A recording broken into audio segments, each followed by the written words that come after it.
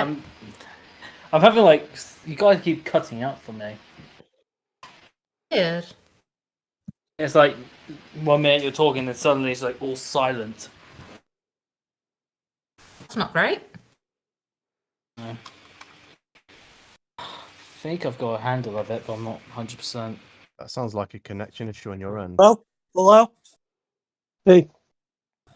Sorry, had to step away my for a minute. It's okay. My ping keeps going up and down, so... Oh, alright, yeah. Oh. We can but do our best with the technology we have. That's true. Let's try turning that off.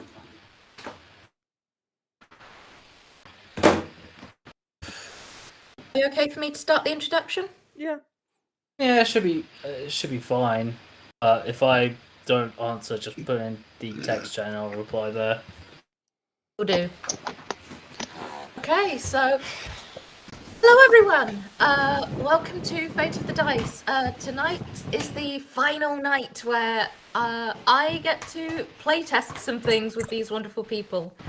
So for those of you who have missed parts 1 through 3, hi, I'm Lyric. I'm the DM for this evening and for the past Wednesdays.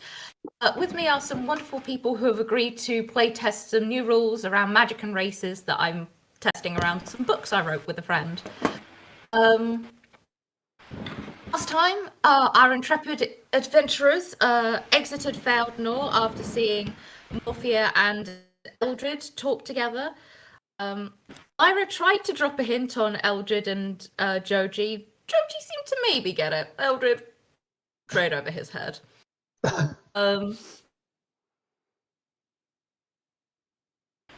Party departed from Feldnor with a new friend in tow who dropped a letter off from Prince Tepid, basically saying, "Please come home. I'm very anxious." On the way to the Outer Lands, they crossed over the mountains. Some suspicions arising around some topics that have been talked about between our NPCs. But they got to the Outer Lands, which turned out to be a big city surrounded by a maze. After scaring a few children into the maze, the group attempted to get through. Balak had a much easier time as he is a ghost and therefore can just go through things. Getting into the city, they searched for Annie, didn't find Annie, did find a friend in someone called River who has something to do with the Book of Law. Using River's house as a little bit of a base, except for of our party who camped outside. Some of our group got some more knowledge from the books inside. Then we took a long rest, except for Ghosty Friend, who went out and about in the city as he doesn't have to sleep, came across something a little insidious coming through from the netherworld. I'm going to go down through what's on my screens. I don't hear people. We are having a few technical glitches tonight, so I'll skip over and we'll come back to them. Alec, if you can you please introduce yourself? Hi, I'm Balak, the cat ghost who doesn't seem to know when sleep is a good thing, and if I sound like terrible tonight, blame my internet, not me. Going down the list, Mirage, could you introduce yourself? Hi, playing Nyx, Shaman Fighter. I also apologise if A, my connection is terrible, and B, I sound like absolute death itself, because I'm still recovering from COVID. Hey! Whoop-de-doo. Oh dear.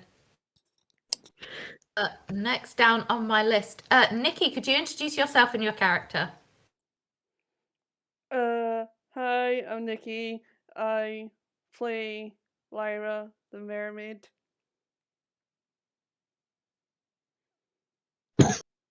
Okay, next one down on my list. Papa Serv, can you introduce yourself? Yes, I am playing Goran, son of Nighthawk. I'm a little crazy because, well, he's a barbarian, but he does a really good job at fighting, so he comes down in the mountains to help out. Ranga, could you introduce yourself, please? My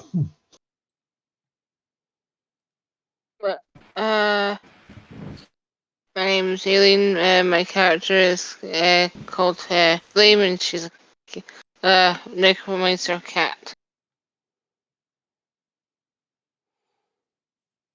Wing, could you introduce yourself?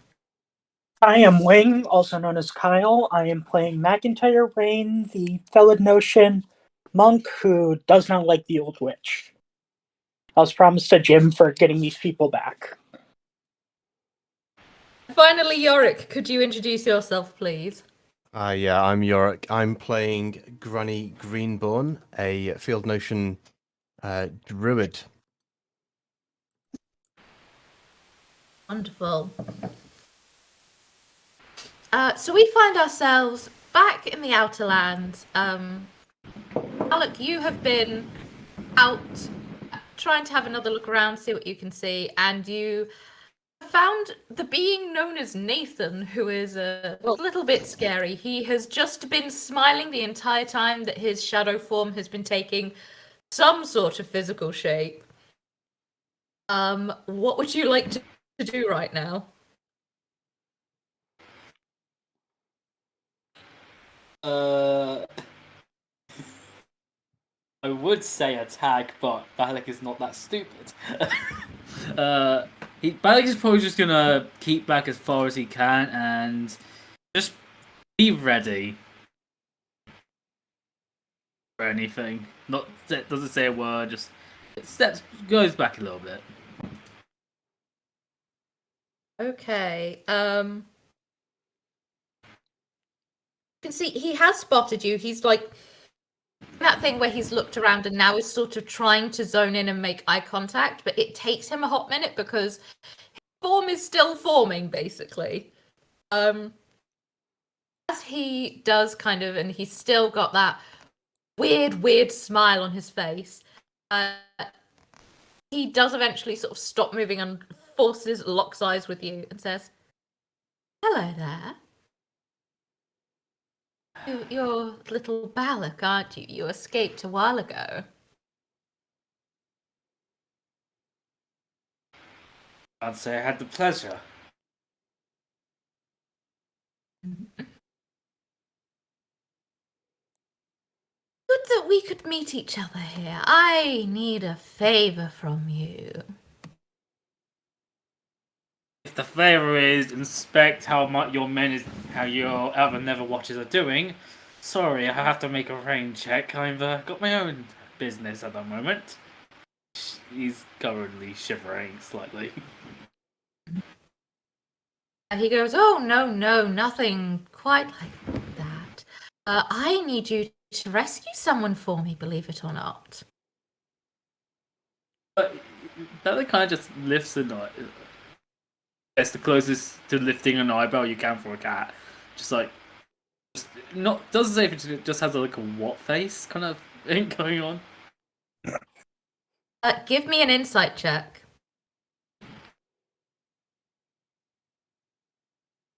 Ah, lovely. Balak thinks he's telling the truth.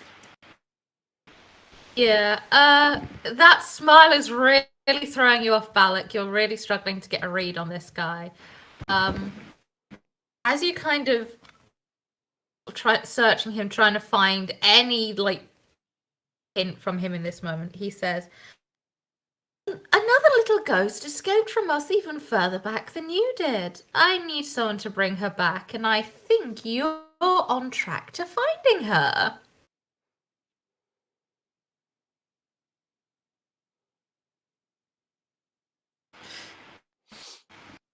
Balak just he's still not gonna say anything, but he's still just trying to figure out what his game is, I guess. Because his job is to get Balak back into the underworld, basically, and asking for a favor is not exactly what he expected. Nathan smiles slightly wider as, "We're looking for a little one called Everloo. She should be somewhere in Nausea. Find her. We'd love if you could bring her back. Give me a religion check." bloody hell, lovely. Religion. There is religion in this thing. +0. Ah, wonderful. Oh, middle of the road today. So the chaos of the dice begins. Ah. I haven't had that one yet. Oh, it'll happen. You know Everlu is a failed notion name. You know that obviously there's a few deities and that sort of thing in Feldnor, but it's weird that he'd be asking for someone called Everlu. That just sounds like it could be a normal person. And if I do bring you, Evelyn, what then? You grab me and take me with you as well? But he laughs gently and says, actually, we found someone who could bring you back to life. I hope you mean I mean no offense by this. But I trust you as far as I can throw you. And as you can clearly see, I cannot throw you. Give me another religion check. Oh, lovely.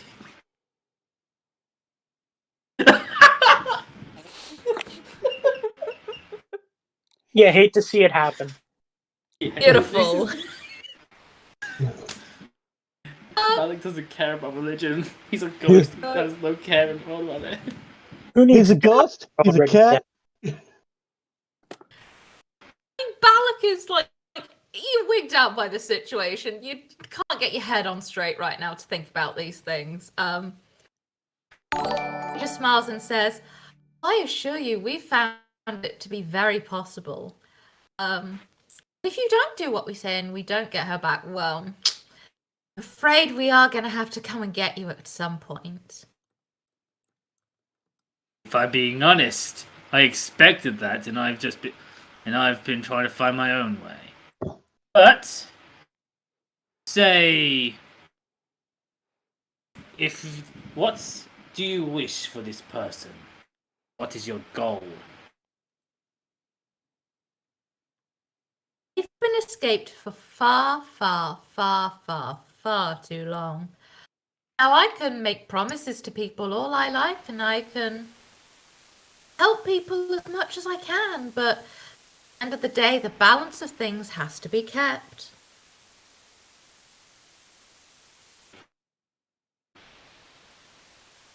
That kind of just slightly lets down his guard, because as soon as he brought like balance, and because Alex's like whole thing is about balance and keeping things as balanced as possible, despite his nature as a pyromaniac. He's like,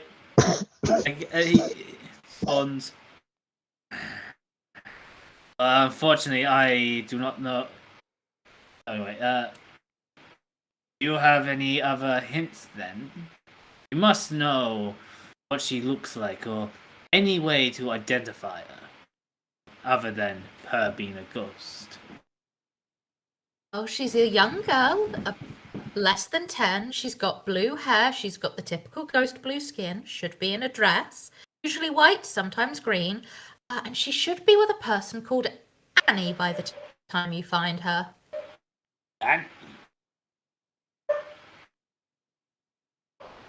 I just realised this is not the right voice. Balak just, I get. It's an odd situation. I was expecting it to go very differently.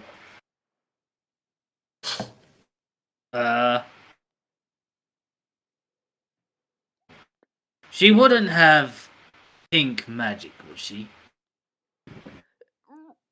Give me an insight check. I'm trying to get my head around this. So. Hey! Hey! Oh, beautiful. Finally. That smile that he's had has gone wider, but not in the sense of like he's happier. In the sense of like he thinks something has slightly cracked in him. Like he's been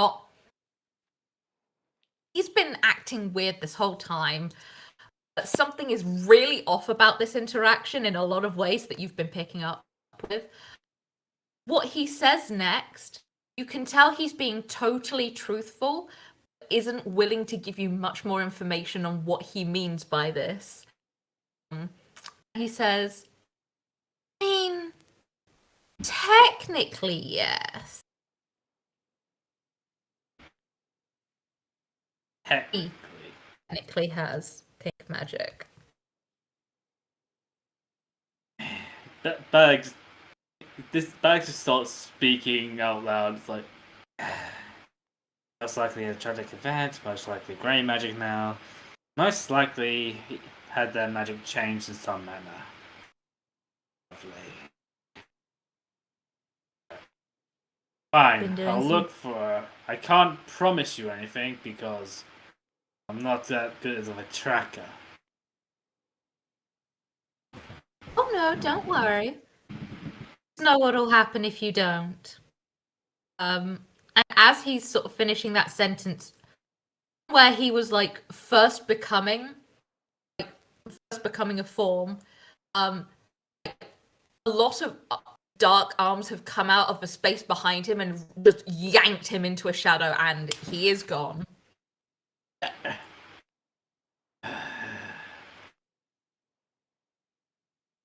Should I have known who he was?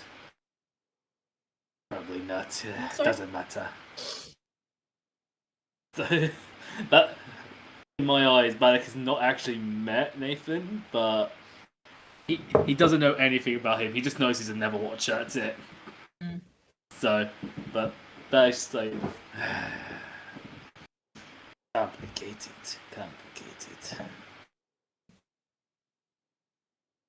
Balak just, I guess he's just gonna stay there for a while, just thinking about his options.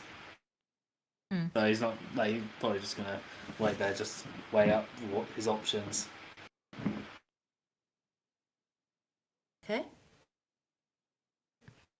As you're sat there, how long do you reckon he would sit there? Sort of like all night, most of the night? I would reckon he would sit there until he got an answer. An answer that he's either satisfied with or content with. So, probably most of the night. Mm-hmm.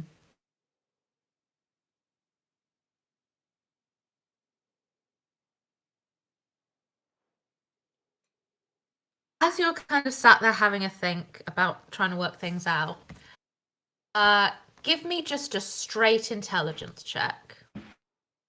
Yes, with my +0 intelligence, lovely.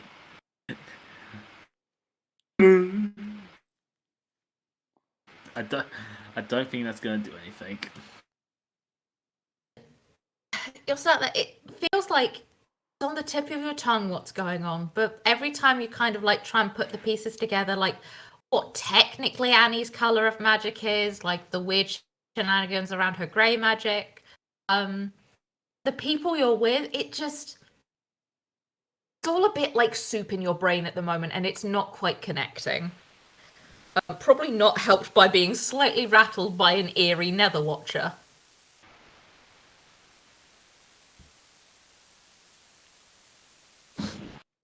I wish I could have a drink. So, Barek's just gonna, after contemplating, he's not gonna have an answer because he knows he can't trust him. At the same time, he's not sure from reaction from the king earlier. He's not sure the king even knows how to bloody do it. Get his request. So yeah, Balak's just gonna probably just wander around now randomly. As you wander around, it slowly goes from sort of weird, not twilight, but like it's trying to be morning to like it actually becomes morning. Market stalls start to open, people start doing very normal things, and unlike in other areas around the continent, people don't seem perturbed by you. They seem fully happy to let a ghost walk through town, whereas in other areas it might be a bit, people might kind of freak out a bit. They seem sort of used to it here. as you get closer to where River's house is, you hear a commotion. People back in River's house, so that's everyone except for Balak and technically Flame, who is outside. You start to hear this as well, so you'll be aware of what's going on. Everyone wakes up to the sound of part of an argument, and what I mean by part of an argument is some of you were woken up by raised voices between River and Rosie. And some of you were woken up by the force of the slap that Rosie gave River. Those of you who start to come and see the commotion hear Rosie shouting at River, "You were there, weren't you? What the hell were you doing publishing that?" And she's got a copy of the Book of Law in her hands. And everyone except for Flame and Balak, give me a perception check.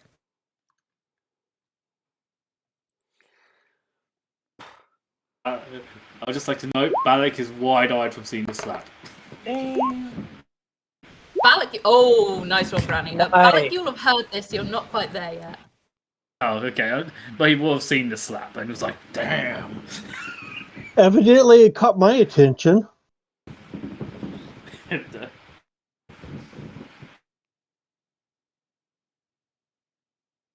One second.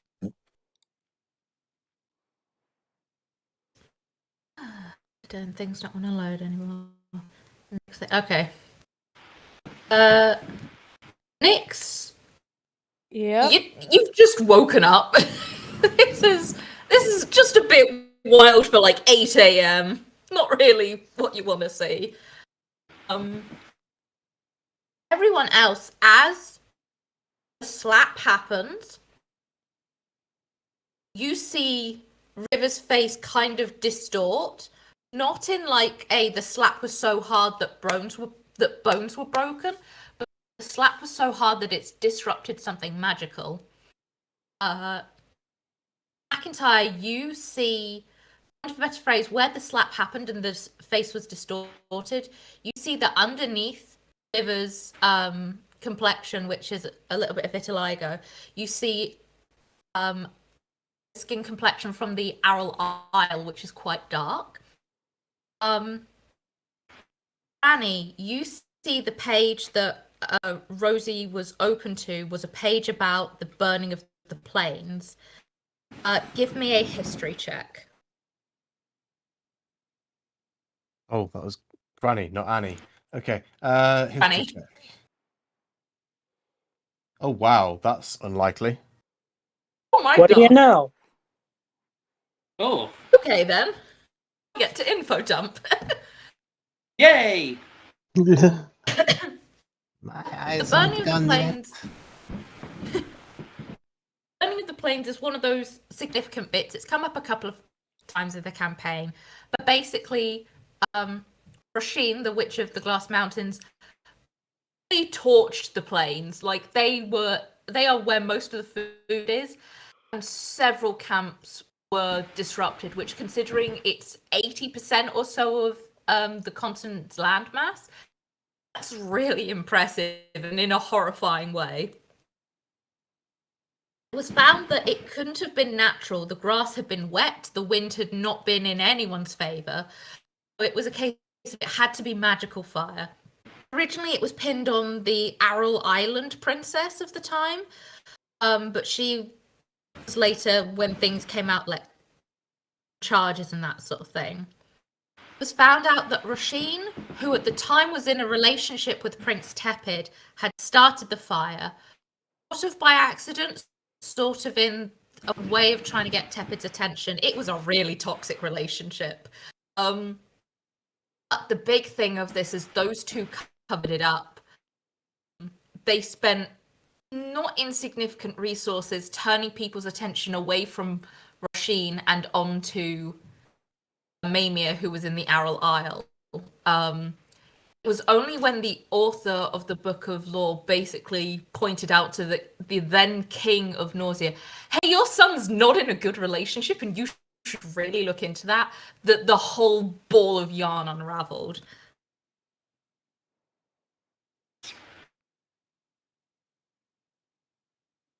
Okay. And is Granny familiar with orange magic, and who would be able to practice it? Granny would be aware that orange magic, it's because it's chromatic magic, anyone, depending on sort of how they're born, can wield it. One of the slightly more uncommon ones because it allows you to sort of do things like changing your shape without the use of a spell like polymorph. It was Rosie that was the one who had the little distortion thing, right? When she got slapped? Rosie Or do I did have the to keep- slap. River is the one with the River. distortion. Okay. Can I run up and pin River to the ground? Yeah. Give me a strength check. I'm gonna make them roll opposed. Check or safe? You would be a check. River's doing a save. Oh no.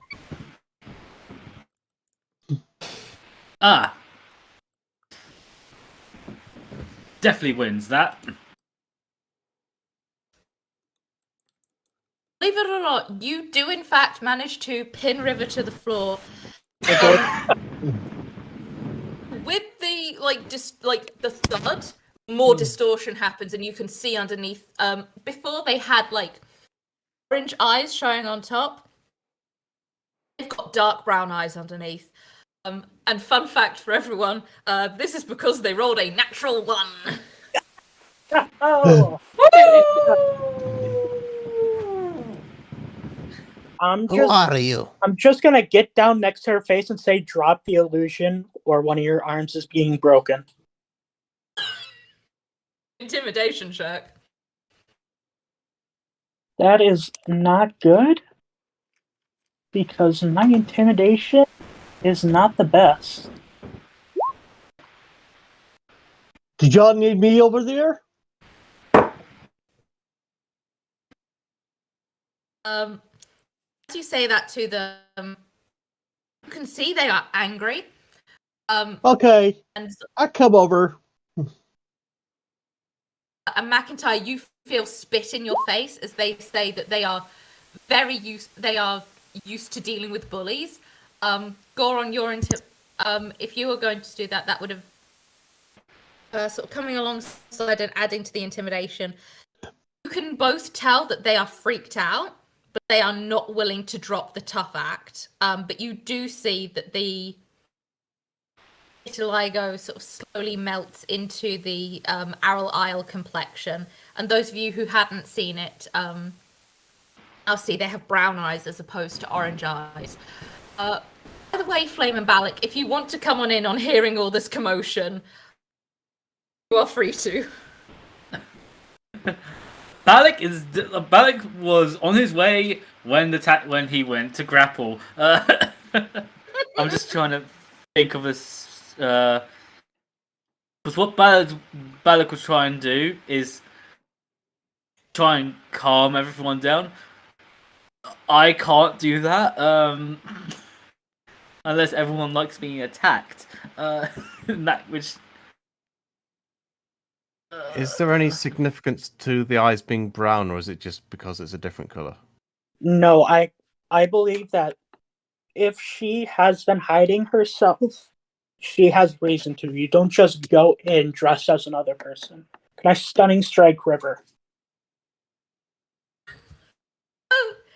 Yeah, you can. All right. Let me and pull it up. Balak. Oh god, I don't want to waste a spell slot. I won't. I need a DC 16 Constitution save. T16. Okay. 13's not gonna do it. Let's go.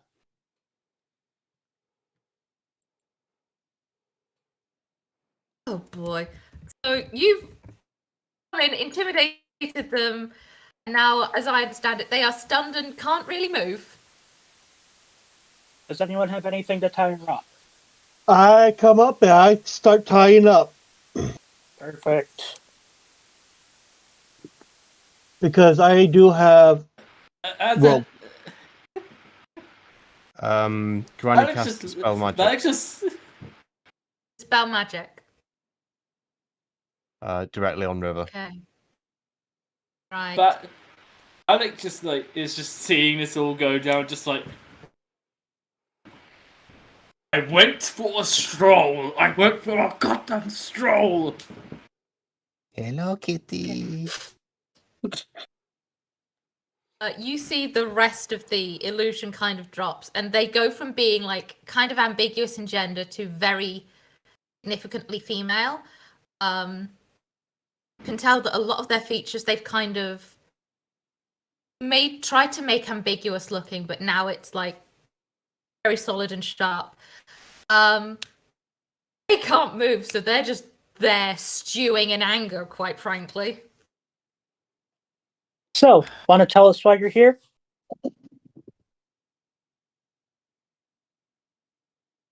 I'm in my own home, do you mean?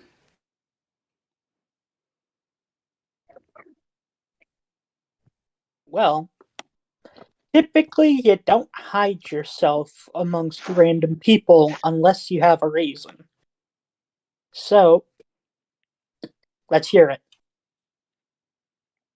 As I told you yesterday, I'm the one who wrote that book. And sort of like, they tried to move to point to the book that Rosie has. They can't. They're stuck. Just nods towards it slightly. And what do you do when you've been, I don't know, implicated in the largest political scandal that's happened since the creation of the continent? You get told by the king to leave and never come back and have a quiet life somewhere else. And when you can't go back to your own island, you go beyond the mountains. That's what the outer lands are for.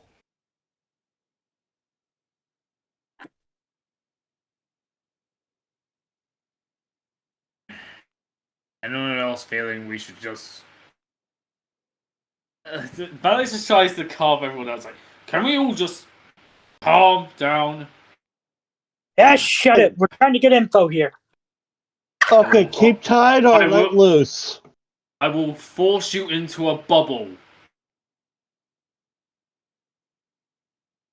I'm going to turn to Rosie and say, okay, let's hear your side. What's so special about this person? Rosie holds up the book and just says, they got away with publishing this stuff. I mean, like, who does that to a person? Who gets up? And, like, it's just very much going on this emotional, who gets away with publishing this disgusting stuff, and is very clearly referencing the areas about Tepid and Rasheen. Almost sounds to me like a cover-up. Someone go get just a group of people from the village. And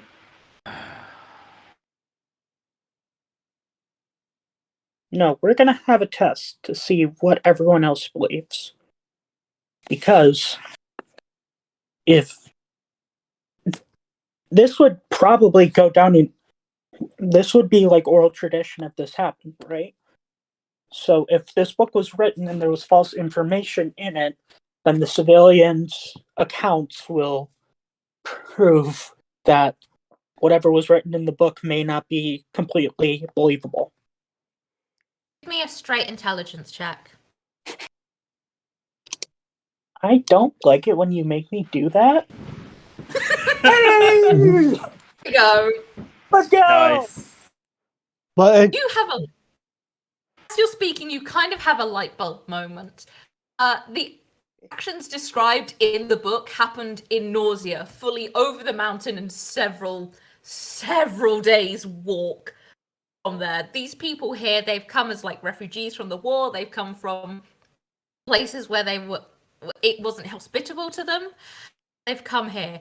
If there is someone from Nausea here, it's kind of a coin flip as to whether they'll be like too traumatized to like talk about it or not. Does anybody have any thought detection spells?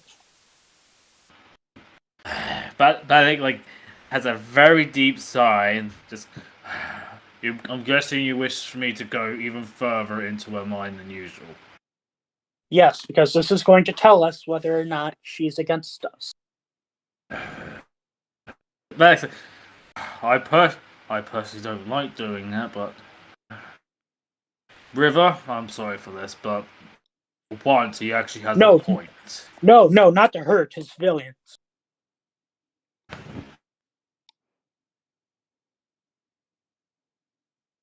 Wait. So I'm trying to get. Are you asking if we could trust her, River, or the civilians? No, we know we can't trust River. The civilians are going to know what really happened. But in the case that they aren't able to tell us what happened out of trauma or locking it out or whatever, that thought detection is going to give us the information we need should they not talk. I see where you're coming from, but firstly, you're asking me to do something I don't like doing. Hell, I've been probing someone else's mind throughout our entire journey, and I've relucted from going even deeper. And even with that, if I go into River's deepest mind, she can't hide anything from me. There's a wink of anything. Your choice, I guess. Balak is gonna go into River's head because he wants to understand what the fuck is going on, and he's also gonna. He's not gonna mention it to anyone, but he's also gonna see if there's anything to do with his side goal, I guess I'll call it. Yeah, he's gonna do that. I'm just gonna check if she needs to make it. I don't think she needs to make a check, but Might be wisdom if I'm remembering right. Yeah, DC 16. That's what it shows. oh yeah, it's a DC of 16 for me to go deeper.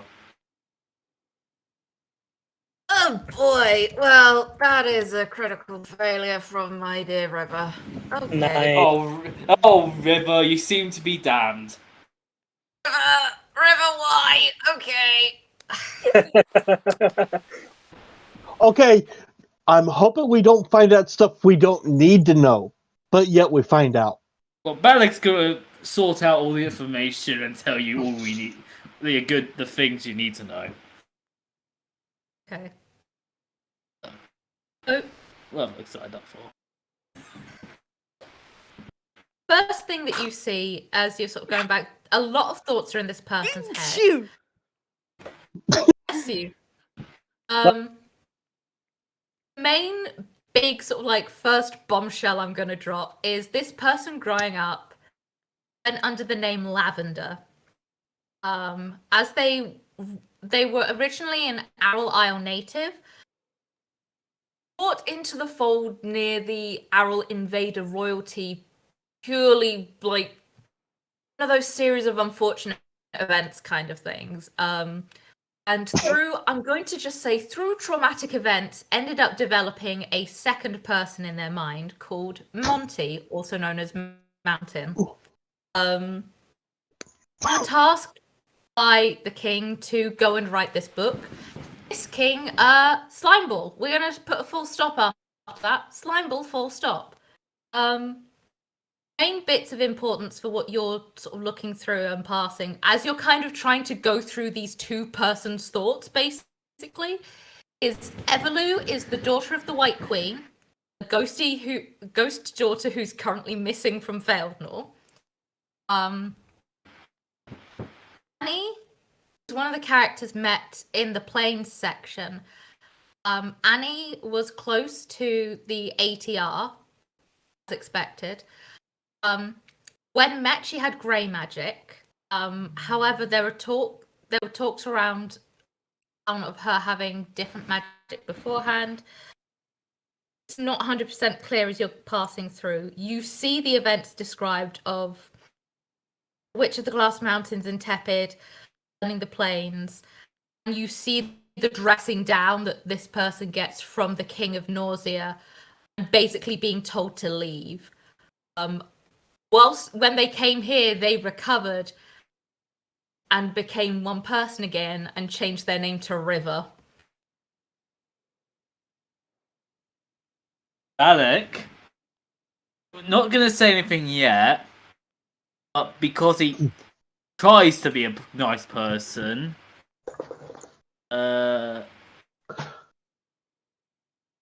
he uses message, so this goes straight into River's mind from his. He just asked, Would you like us to keep calling you River?"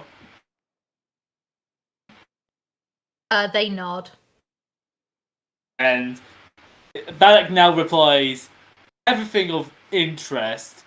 He mentions the two personalities, but he said instead of lavender, he says river and mountain.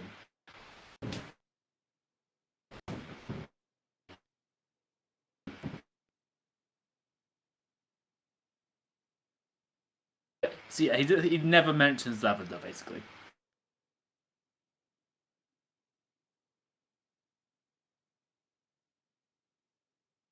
What I will also say is, by going through the thoughts, you can confirm that what's written in the Book of Law is true. It is definitely from a first-hand account of this person. Yeah.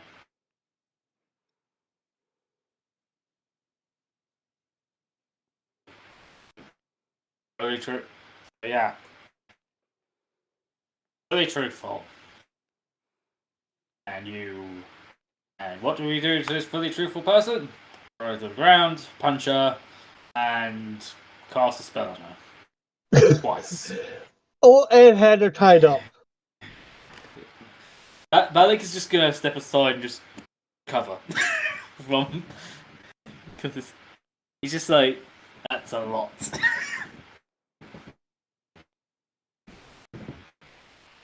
So I take it I'm giving the nod that she's okay to be released. Yeah. Okay. I ain't tie. Now, see, was that so hard? Balak looks at you with death in his eyes. Just, I will. Not another word. Evidently, I have trouble untying my own knot. Oh no! You guys Oh, certainly dear. tried to so tight it can't be undone. Yeah. Eventually, River is freed, and like as soon as they have their hands to do somatic components, immediately goes back to the form that you all saw them in originally. Hands up and just says, "I think you all need to leave now."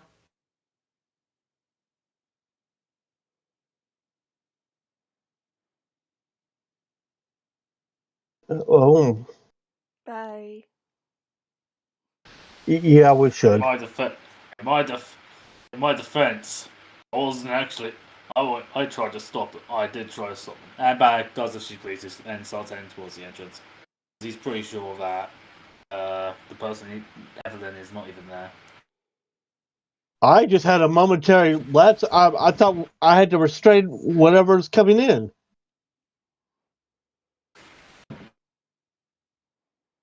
Oh no, you were all inside for the night, and this happened inside the house. Okay.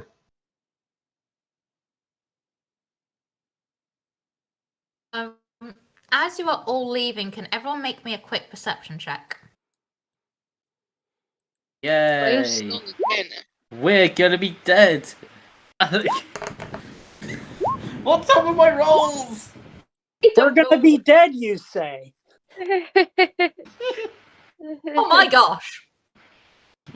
We got 27. That's not even the best roll. Love it. I rolled a nat 20. Plus Oh dear. Could I also have that from Flame and from Nyx? Oh wait, Nyx, I know where yours is. I forget yours is. Okay, there we go. Flame's still in the tent. Is everyone leaving me behind? Is everyone leaving Flame behind? Balak's actually forgotten Flame was there. That's why I'm wanting you to roll perception, Flame. Sure. Let me out of the tent. Let me out of the tent now.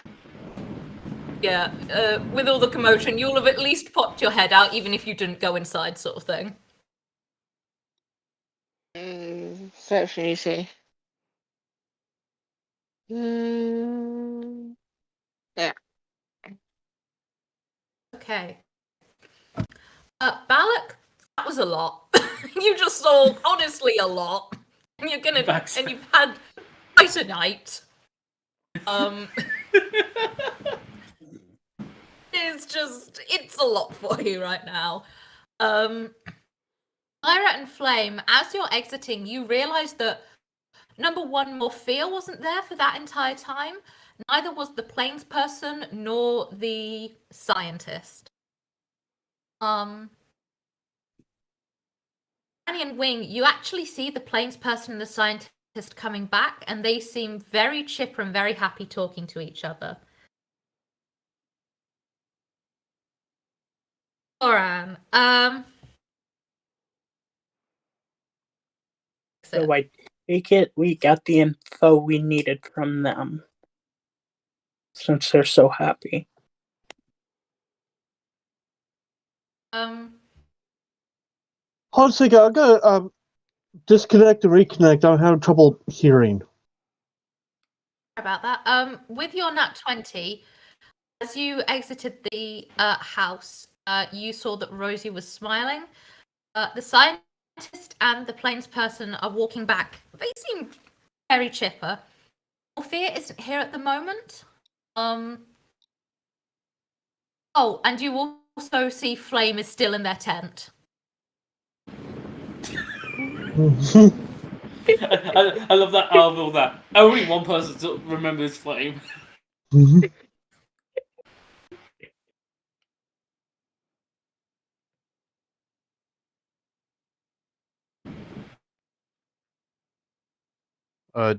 Directed towards the, what would you say, plains person and scientist. What are you so happy about? The plains person says, "Oh, we've had a long talk, and they think that they can cure my son.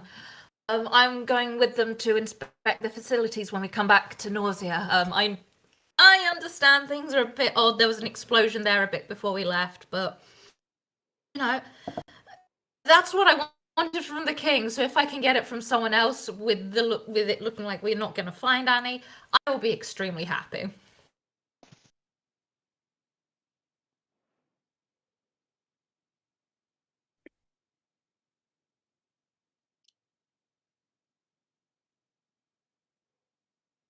Do we have any other leads as to where she might be? Out of the location? Current? No. Current from what was said originally, the only two places you were given to look were the Outer Lands and Feldnor. Having looked in both now, leads are going dry.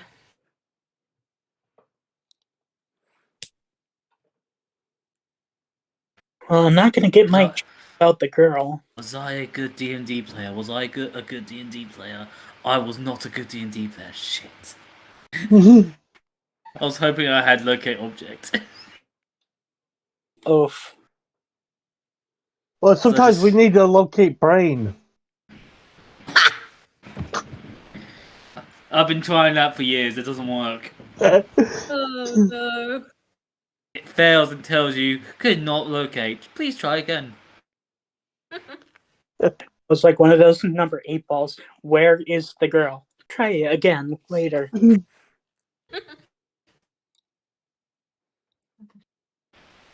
Why is detect magic only 30 foot?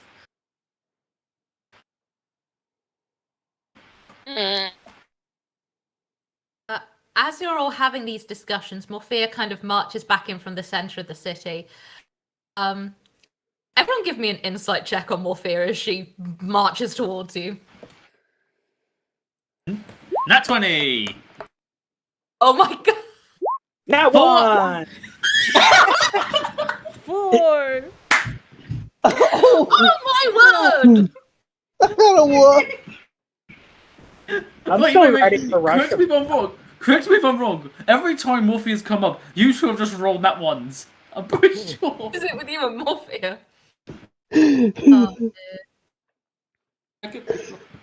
Okay, what distracted me? Oh dear. I rolled a 1. So did I. You know what? As you look at Morphea, both McIntyre and Goron, it's good to see her happy for once. It's really good to see her happy for once. What do you mean for once? I mean, like 3 days. Actually, this is the first time I've seen her happy. All right, way to go. It's a blessing. Lyra, she's looking pretty unhappy. You think she's like somehow heard from River what's happened. Granny and Flame, you're not 100% sure really quite what's going on, but as per usual, you've got an annoyed or upset Morphea on your hands. It seems par for the course. Oh dear, where's it gone?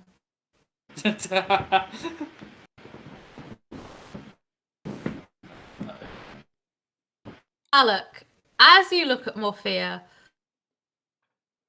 not only are you see like it's very subtle, but the ending of a spell. She's clearly been doing something on her way over. She doesn't know what's happened with River. She's genuinely just come in from town and looks this way.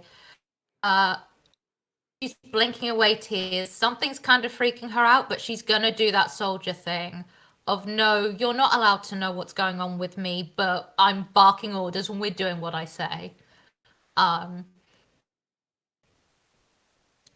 she steps in front of all of you, she says, right, I think it's pretty clear that Annie isn't here. I think our best bet would be to go back to Nausea, see what Tepid wants or what's wound him up so much, and just try and see if there's anything else to find her. Well, I might be able to beg him to give me the gem anyways. Let's go. But before you tell us what's going on with you, it's quite clear. It's quite clear for me to see that you are A, stressed, B, pissed off, or C, you were just crying your eyes out. What's the magic? What's happened? Hey, a good cry every once in a while is extremely healthy. I would know. Yes, but usually people express their tears outwards. This one No, likes to you express drink them the- inwards. No, you drink an ale or rum. I've already looked into someone else's head this today. Please don't make it yours as well. Like you Balak hear a himself is pretty grumpy, just so you know. He's a grumpy kitty. You hear a message come into your head saying, I don't want to understand what that last comment was about. We're leaving now. I will explain on the way if you shut up and leave now.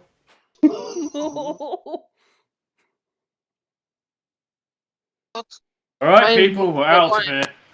Balak gets the tone and just, yeah, we're out of here. We're leaving.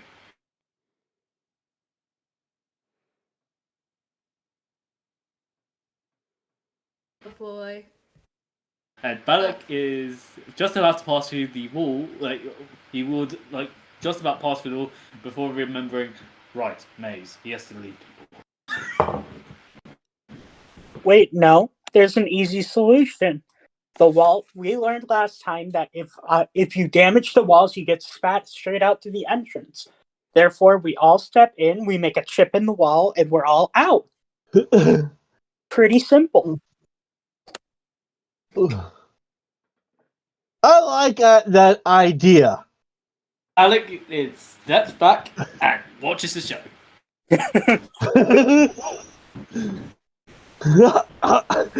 No, I need to do an insight check to see how far I would take it. No. It's not about how far you'd take it. It's about how big a dent you make. Punches breaks hand. Question. Is it specifically they have to hit the wall, or can someone hit the wall while they're near it? Because if the latter... intelligence check. Oh, please. That. Please roll high. Oh, come on! Oh my gosh. I will get to you in a moment, Balak. Goran, looking at this and sort of thinking through how this sort of a wall would work, you kind of consider that maybe it didn't mean you get spat out at the front, but maybe it just means the wall hurts you, but it's hard to gain insight on a wall. Balak, it's not really clear. Yeah, not expecting that. Okay, I'm trying something. I'm trying that on the wall.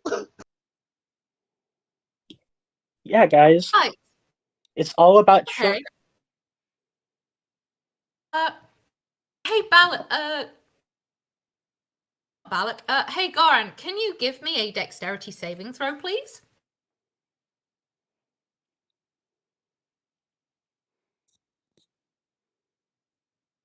Oh, I probably ran into the wall. 1 second, I need to grab some d10s. Tens! Plural! Huh? I think I did a oopsie.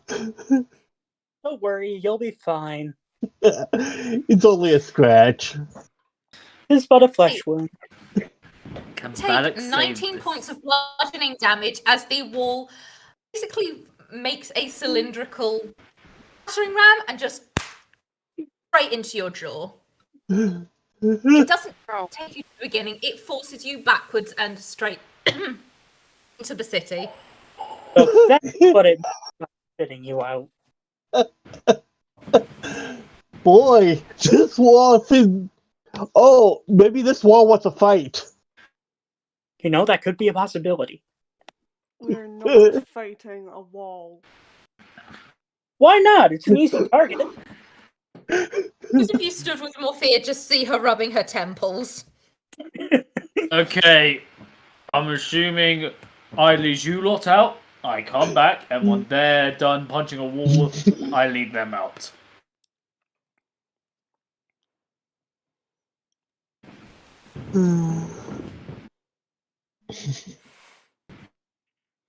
Alright, I guess we'll go through the wall normally. Ugh. Okay. Wall, you win this time. No, it As you doesn't say work. that, Postponing the fight. you hear what could be grumbles, but it's just the wall kind of bringing itself back and fixing the crack that you'd made. Oh hey, it even fixes itself.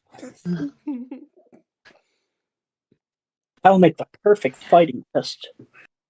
You can kill them later, you can kill them later, you can kill them later.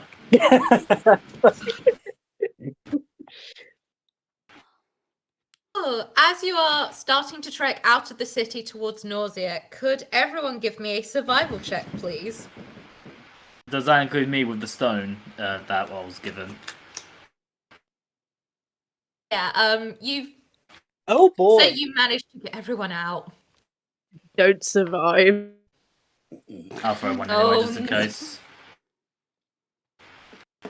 Oh my word, okay. Do I get lost again? I'm not the only one. No. We're will say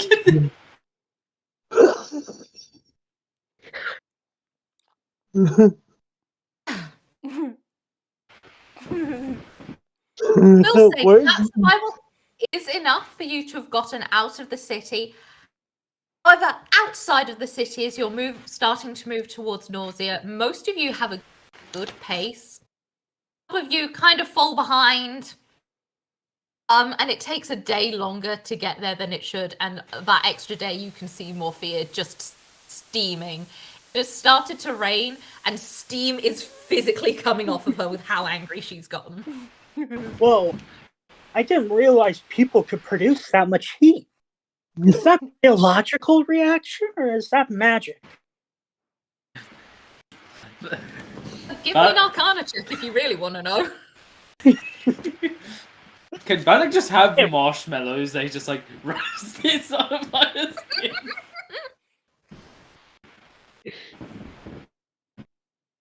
Oh dear. McIntyre? It could go either way.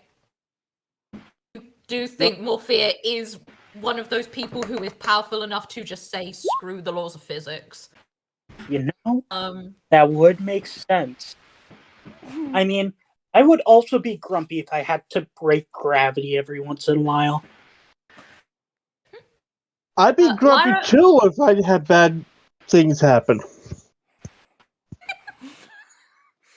Ungoran, you know that magic is one of those things that it reacts to a person's, like, emotion, and there are a lot of things, like, is usually seen when they're angry. However, some people do have slightly different ones, and it looks like Morphea does genuinely just steam because of her magic. I'm just fascinated by it, like completely and utterly dumbfounded. Oh boy. Alec, at some point during the journey, by the way, Morphea never references this out loud, but does send you a set of messages that basically say, Tepid has not exited his chamber in days.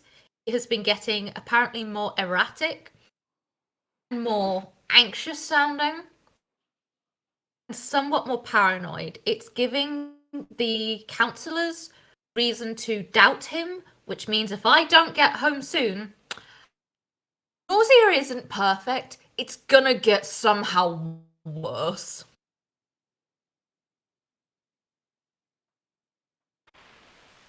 Well, how fast do you want her? How fast? Yeah, I'm assuming that she's using message to send this to me. Mm-hmm. Oh, So never mind. you guys can't hear it. That will respond. I get that. I know it feels to be a time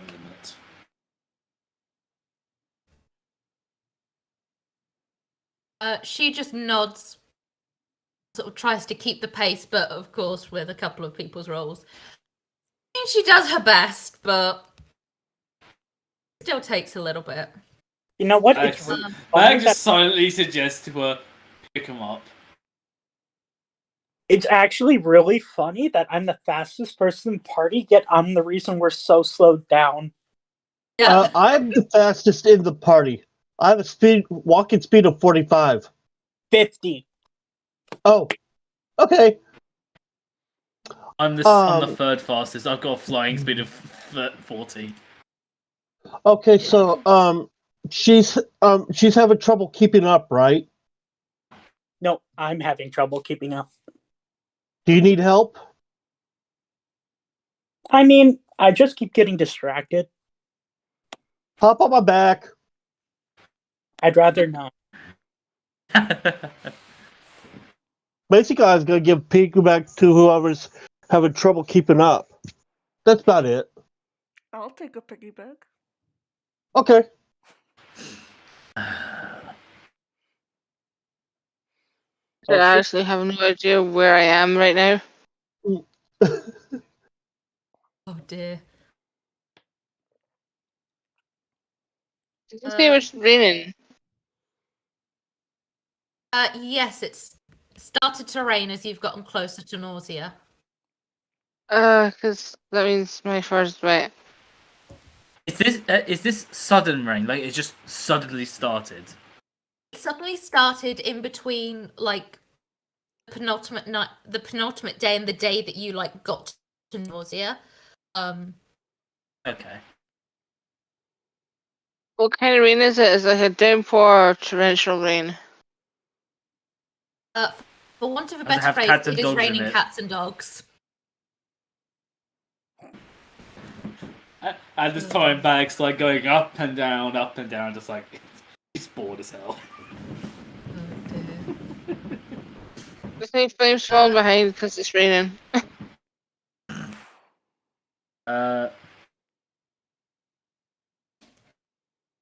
You all make it to Nausea. City is drenched. it's not unusual for Nausea to be drenched. It is a coastal city. But it's the kind of rain that has forced some of the cellars inside, so things are slightly quieter than usual as you start to traverse through. Fairly quickly, as you go down Not a Real Street, the what is it? The scientist and the planes person kind of peel off and head towards the laboratory. Can everyone give me a perception check as they wander through Nausea? I got half my review. I got 10.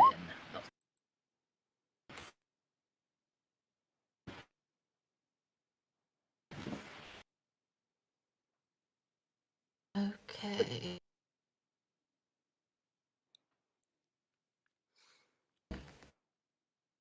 Balak, it's weird for you seeing the laboratory up close when you were one of the people who saw it the day after it exploded with the pink sparks going up. Kind of trying to take that in, but the smell, like the residual smell of smoke, is kind of taking up most of your senses. Nyx, Oran, and Granny. You know Nausea is quieter because of the rain. It's eerily quiet in this area.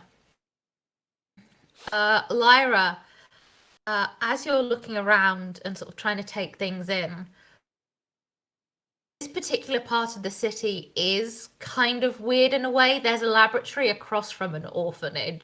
It's gonna be strange when you've got that combination of people.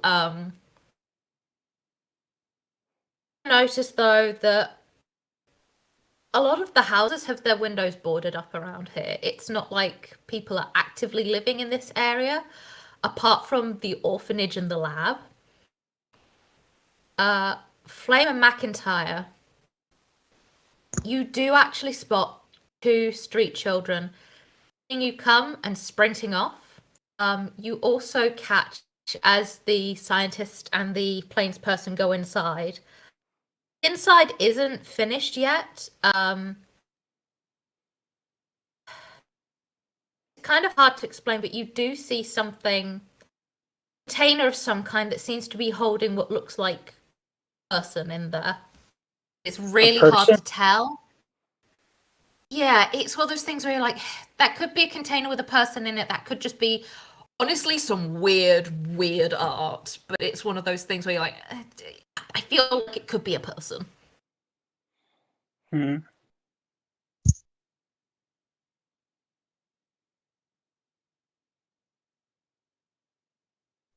As they peel off, Morpheus says, I'm going to see Tepid. You're all welcome to join me. I'm sure he would was you. I know those two have gone off, but I'm going.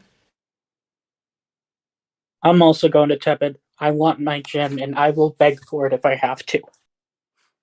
You're not getting a gem because I'm following the crowd. Alec will also follow because he thinks he might be of use if the room is locked.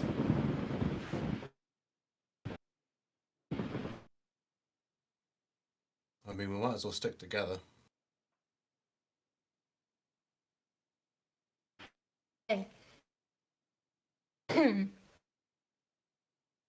As you all kind of get to the castle, Morphea, being Morphea, is allowed to stride in very quickly, dump her coat with a poor guard, and just stride off to Tepid's room.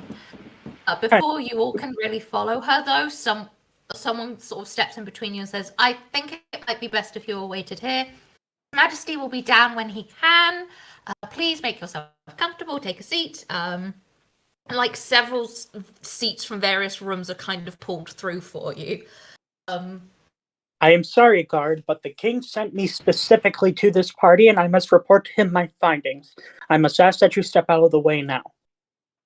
Give me a persuasion check.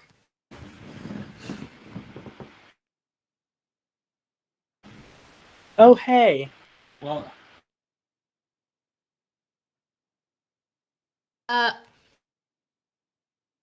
Man says, for First of all, thank you. I'm not a knight. I'm simply an errand runner. I understand that. We'll be out in a moment. You can wait here. Alec, I'm not a fan of waiting.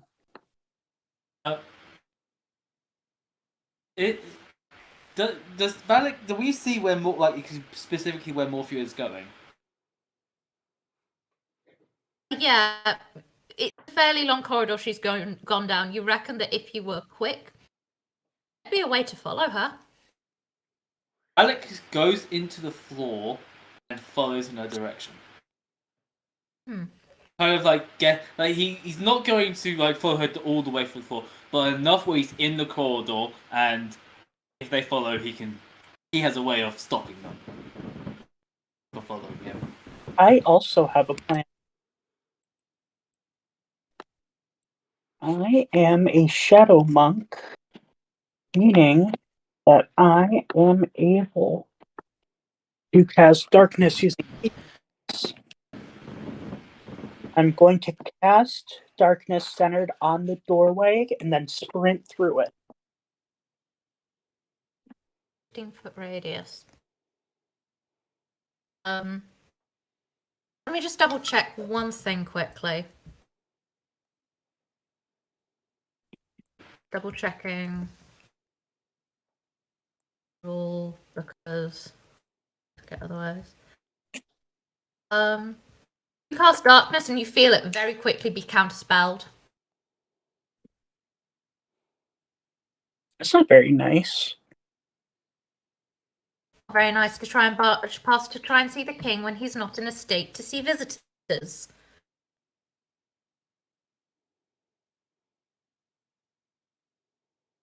All right. I'm done trying to do this diplomatically. I'm just going to run past. Give me a dexterity check. You're not making athletics. What was that? Not dexterity, athletic. You mean What are the odds I could do acrobatics instead?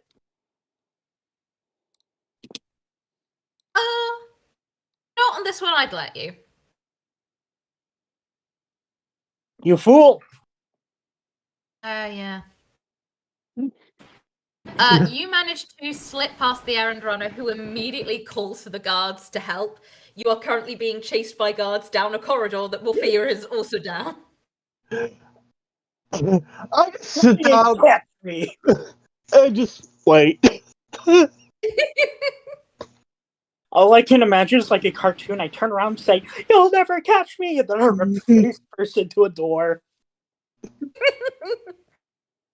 Let me just do a couple of checks with the guards to see if any of them are able to grab you. If you want, you can do a acrobatics check to get out of their hands.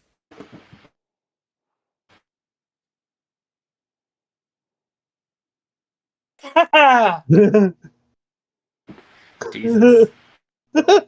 Slippery little fucker. Yeah. 26 pretty good. Not enough to beat a natural 20 though, and one of them grabs the scruff Damn. of your neck. I couldn't even make that one up. I really couldn't. One of them also got a natural 1, and you see that guy has just fully face planted.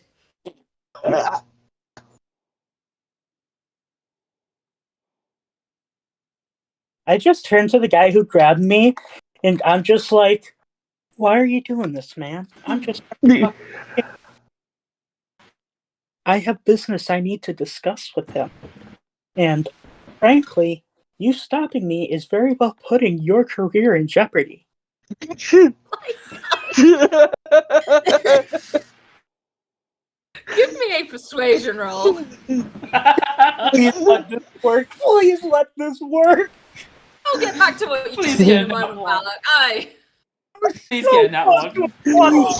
No, So close. More like, you'd be going to the jail. He's so close to a nat 20. That would have been perfect. Oh my gosh.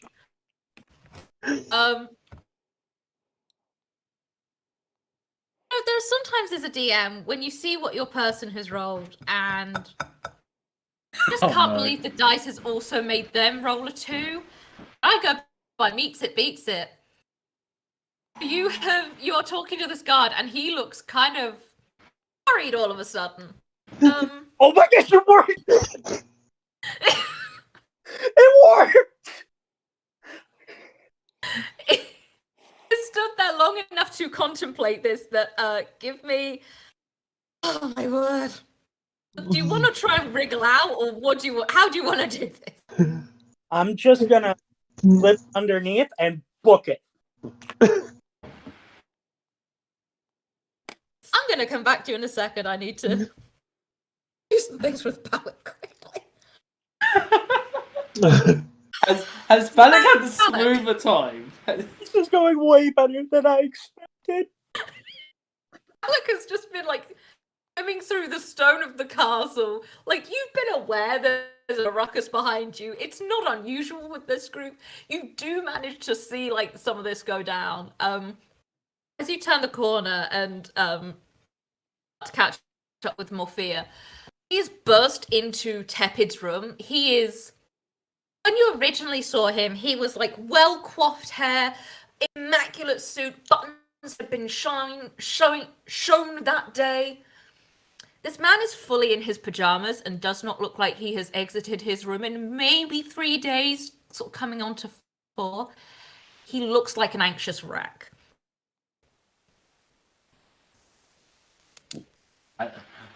Balak just lets like I don't think Balak is behind Morpheus, right? So he's just You're a few feet out from the room. Balak's just gonna almost like he actually has a proper body, almost like just stay next to the entrance of the door, and just keeps an ear on what's going on. He doesn't enter yet. She's saying, Tepid, what's going on? This is so... He's very much mumbling, but you just about catch. He's been having dreams about the burning again. That girl has just set me off. Something seems so familiar. And I feel sick every time I think about it. Morpheus says is, Tepid, she's dead. The person with us can't be her. I need you to breathe right now. It's going to be okay. As she says it's going to be okay, that is when, McIntyre, you sprint past. You have fully sprinted, quite frankly, over Balak, and you see an open doorway into the prince's chamber. I'm like, first one there. As I'm going past.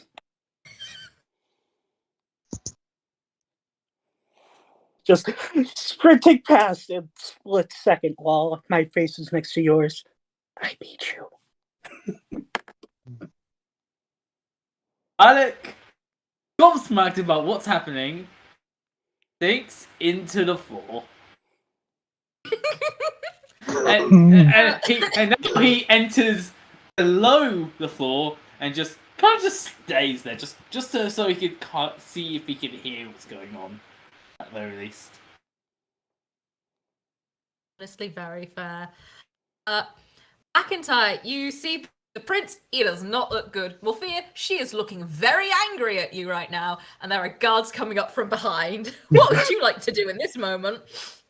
I'm gonna turn around, see the guards, gonna whip my head back at Prince Tepid, and I'm gonna say, Sir, I apologize. I was merely worried for your health. I delivered the note. I heard that you were not doing the best, so I came, and I'm here to report what I found out while I was gone. And when I tried to explain this to your guards, they did not believe me for some reason. I don't know why. Maybe there's something going on with them. But sir, please, just don't make them kill me. Balak has got the biggest grin on his face, and he's contemplating: should I screw him over? As you are explaining this, McIntyre, Sophia has gone past sparking with her magic. She's gone past steaming. Like her purple magic is kind of just reverberating around her hands and eyes. You can tell. I don't give you an insight for this because she is not hiding this. She is planning all the various ways that she could torture and kill you right on this spot and make you wish you'd never appeared here. Give me an insight roll on Tepid. Can I turn to Morpheus and say, "Oh, hey, you got a new look. That's weird. I only saw you a few minutes ago, but you're looking good." I'm assuming Balak doesn't know what's happening with Morphia right now because he's in a floor.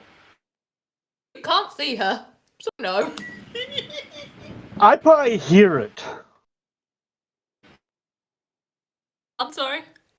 I'd probably just hear it because, after all, I was told to just sit there and wait, and I was going to do so. So I'm probably hearing all this from down the hall. Those of you who've been good and helpful people, you are sat. You can hear happening. You hear like the clattering of guards. You hear everything that's being said, except for like what's being said inside of Tepid's room.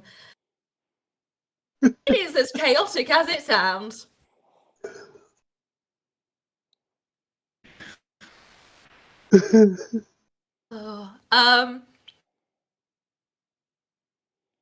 Tepid says, "Well, thank you for coming to see me when I had asked everyone to wait until I was ready to.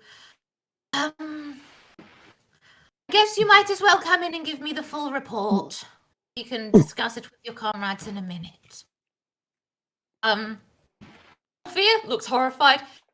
Tepid has he looks very done with just everything right now, but he has given the guards the signal to push off, just let this person talk. Okay, I'm just gonna bow, say thank you, Prince, and I'm just gonna take a second to lower my heart rate because it's spiked during all that. Gather myself, and then I'm gonna start explaining how once we got there, we had a little bit. We went to the mountain place, and we found the village there. We were not able to find anything. The scientists found something about being able to revive someone. Potentially, we might be able to use that to revive the person he's looking for. But otherwise, we were not able to find her.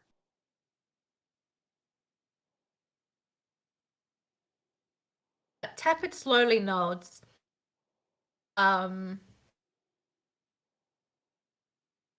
says, "And what did you think about your traveling companions?" Well, the old lady I didn't like. Otherwise, they were all just there, kind of. I didn't really notice them too much.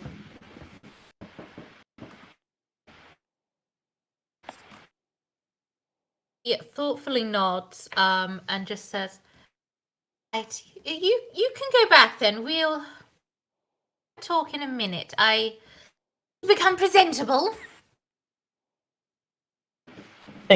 Thank you, Prince, for giving me this opportunity. That I'm going to step out and just go around the corner and wait. Try to listen in on what they're saying. You hear sort of a very stage whisper from Morphea of, what? It's saying, "I know it's not often, but I've had a thought. We have a moment to get ready and we can try something. I like it when I have these thoughts. I'll be there in a moment." You hear the clicking of Morphea's boots on the stone floor as she's now approaching the corner. Are they coming towards me? At speed. Okay. Okay, let me think. Are there like rafters on the roof? Gilded sort of like stone cutout areas. A lot of them are filled with water and fish are passing through them. Can I get inside the water? You would have to break them and the water would like come out and the fish would come out and then you might flood the castle and kill a lot of fish. No, I'm getting out of this. Don't worry. Anything I can get like a grip on. We believe you. We believe in you. Don't worry. We don't believe in you, do we?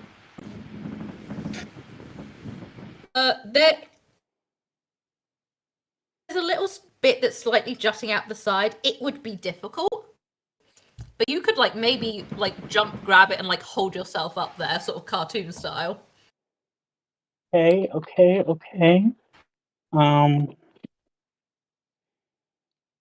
I am going to use key to cast Pass Without Trace. Give me a bonus on stealth. I am going to jump up there, and I am going to try to hide as she runs back. Make 0 noise. Could you give me a stealth roll, please? And I'm going to see if Miss Morphia sees you or not. All right, so that is going to be a d20 plus 19.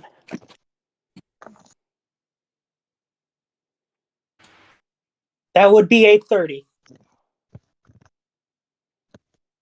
Hey. Morphia doesn't see you and just click, click, click, click at speed past you. Still slightly steaming. Balak! Oh, what are you doing right now? Alec is contemplating because he just heard that we could try the king's. We could try something. So,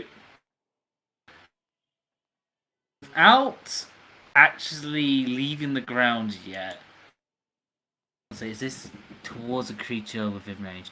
So it doesn't say I have to see him. So if I just like point in the general direction of where his voice was coming from, he's gonna use message, and he's just gonna say, and all he's gonna say is,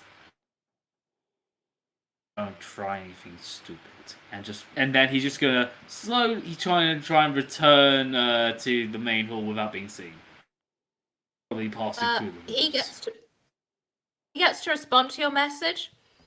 All you hear back is, "I'll try not to. You might want to brush up on your mountains."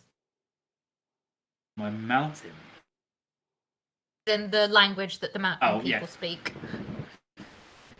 I guess Balak. Oh yeah, I guess he doesn't know. Does he know that Balak was on mountains?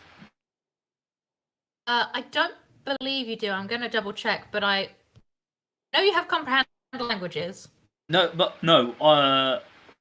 Balak was so as a ghost. It's you get all like the languages from your previous life.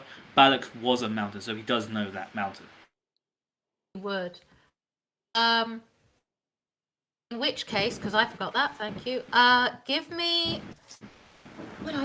I'm just going to call it a straight intelligence check because you know mountains with advantage. Right. There's 1, 17, and there's 2. So 17. It occurs to you that what happened in River's house was really weird. It also occurs to you as you're kind of thinking and moving back, and this is a thought you have just before you enter the area. In mountains, the name Roshin means rose.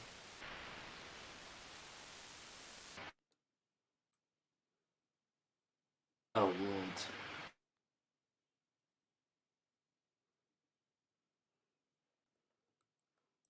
Now, more importantly, does Balak go back without being spotted? Does anyone notice him? Get left. The guards are back with the rest of the group now. You all saw like leave. Chaos seemed to sound like it happened, and then people came back, and Morphia is now back and kind of steaming. McIntyre isn't back yet. Hey, McIntyre, do you come down from your little area? No, my only change is elevation, so theoretically I should still be able to listen to any conversations faintly that are occurring within Tepid's room. So I'm just gonna stay up there. Okay. And Balak, you're heading back to the main area. You can get back in, and the guards really won't have noticed you with all that's happened. Yeah, but that would just and just act like he's just been there floating around.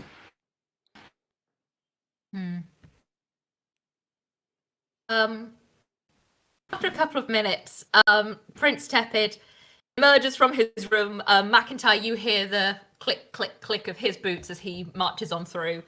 At speed once again. He passes under you. He looks like a different man. Hair coiffed, shown buttons, immaculate outfit. It looks like he could have been swapped with a doppelganger. You don't think he actually was. You think that this man just dresses well. And he passes underneath you and does not see you. Is it just like the outfit itself changed, or was it like it looks like someone completely different, like biologically? Biologically, this is the same man. He just dressed really well and went from "I've been in a depression slump" to "I am a prince." All right, I'm gonna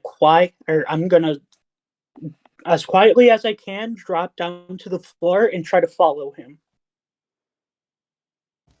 Okay, give me a stealth roll.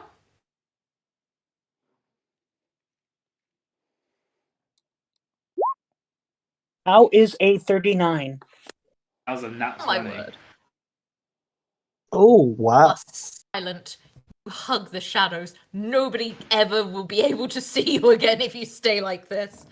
And You since I have fall- if I could theoretically teleport 60 feet into darkness as a bonus action. Wait, Yeah, that's pretty cool. yeah, bonus action. I am never going to be found. You follow him, and he walks into the room where everyone was told to wait. I'm just gonna slowly sneak around until I'm with the group again. Okay. You all are now. Oh, you've all joined together. Tepid walks in and goes, "Do apologize for making you all wait. It's been rather busy here. Now, I understand Morphea's given me the quick update. You haven't found Annie. I mean, obviously, I'd have heard her. She's rather loud, you see. Now, everyone give me either perception or arcana, whichever is higher for you.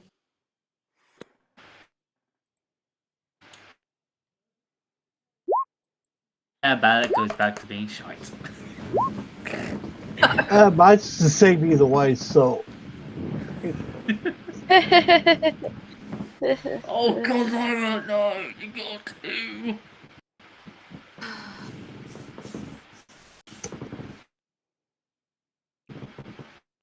Okay, I'm just going through what everyone got quickly. Right. Everyone except for McIntyre, you kind of... He goes quiet for a second and then comes back up. McIntyre, don't know what, you don't really know how. You've caught this man casting some sort of a spell. The only reason you were able to notice was because you saw him his orange magic kind of come around his hands a little bit. He's very good at making it very subtle. Also see Rosie freeze.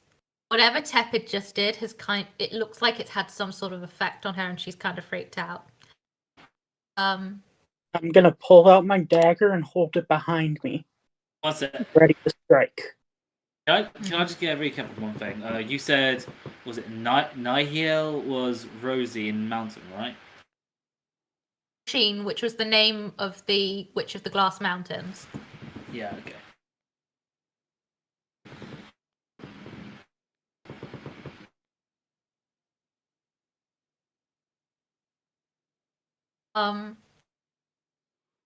It says, now there have been some strange goings-ons down in one of the areas of one of our laboratories.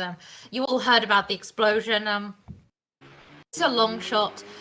I'd like you all to have a look there. I call off the hunt, and we presume that Annie is dead. Can everyone make me a wisdom saving throw, please? Knew it. Let's go! Oh my word! Lens of the spectrum again. You know it has to happen at least 5 times a session. I'm a charisma user, not a wisdom user. Oh dear. Okay,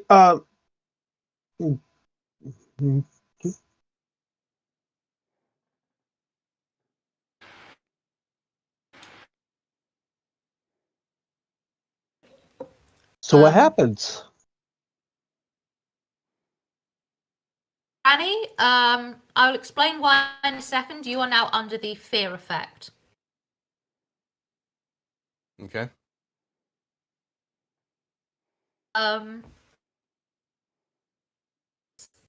You are currently freaked out.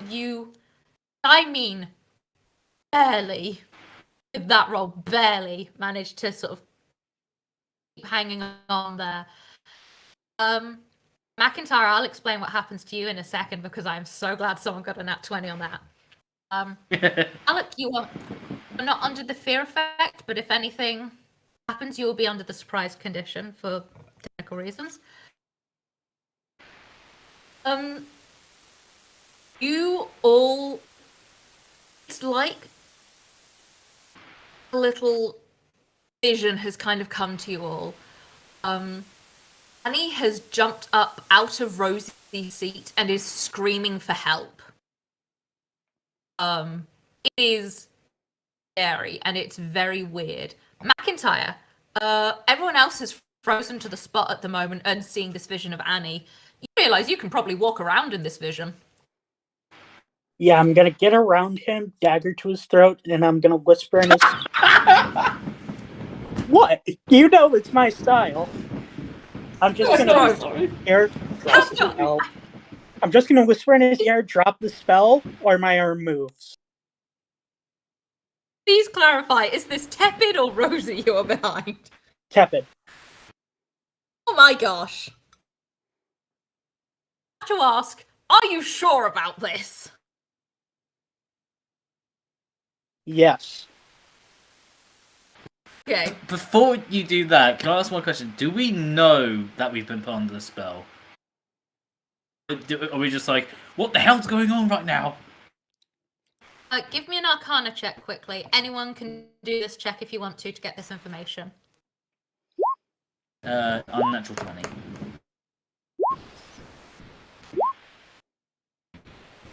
Okay.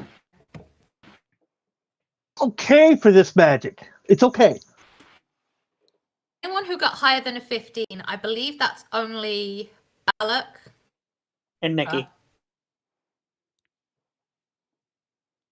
You recognize that what you're seeing now is not being caused by Tepid. Tepid did some kind of a spell. The result of this, what you're seeing is the result of this spell from someone else. So someone else's defense or going against this spell was whatever you just saw. You don't think Tepid forced Annie here. You think he had an idea and it may have slightly backfired. I might actually be able to fix this situation. The only one who can move, McIntyre, who has a knife to Tepid's throat. Well, and I can accidentally make it worse. Hey, man. I don't need to move. I had to make a save. I saw him fiddle with magic. It's the appropriate response to go into defense mode.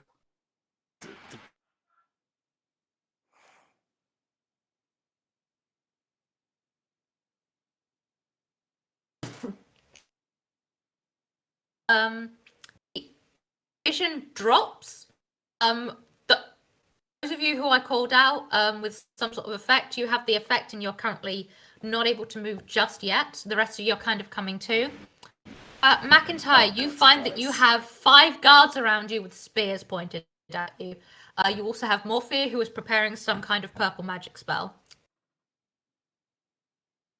Well then, I make a simple act of self-defense and you point your spears at your king. I see where your alliances stand, and personally I am disgusted. I'm not lying. You aren't. Give me persuasion. Like, please. No! You're gonna get yourself killed. Why did I? Shit. Why I don't mean did, to do that, sorry. why Okay. did I make charisma and intelligence my dumps? So I'm gonna tell you now. Get around this. Morphia has some pretty high stats in this one. Morphia has a hand up and ready and says, "Drop the dagger." By the way, you do see one guard falter. One guard got a natural one, and he is fully just kicked in the shins by the guy next to him. Wait, don't hit him. He's coming to his senses. He's realizing that turning against your own king is going to end in nothing but unneeded bloodshed. I said, "Drop the knife." You realize I have the king, quite literally, at my fingertips. All I need to do is make a short swing, and I block. Give me a wisdom saving throw. Uh-oh.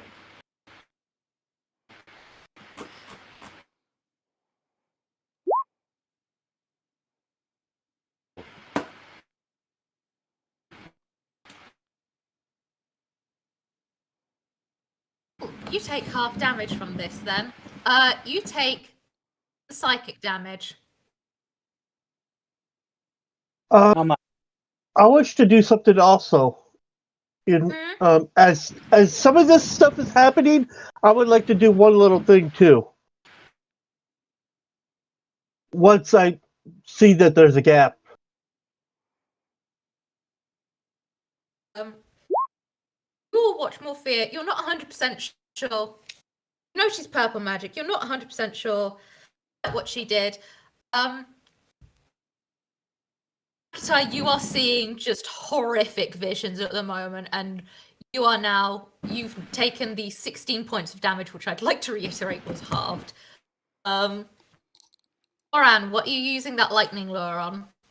I was gonna use it on to break up the knife thing, basically pulling him to me, so he has to make a strength 13 a save.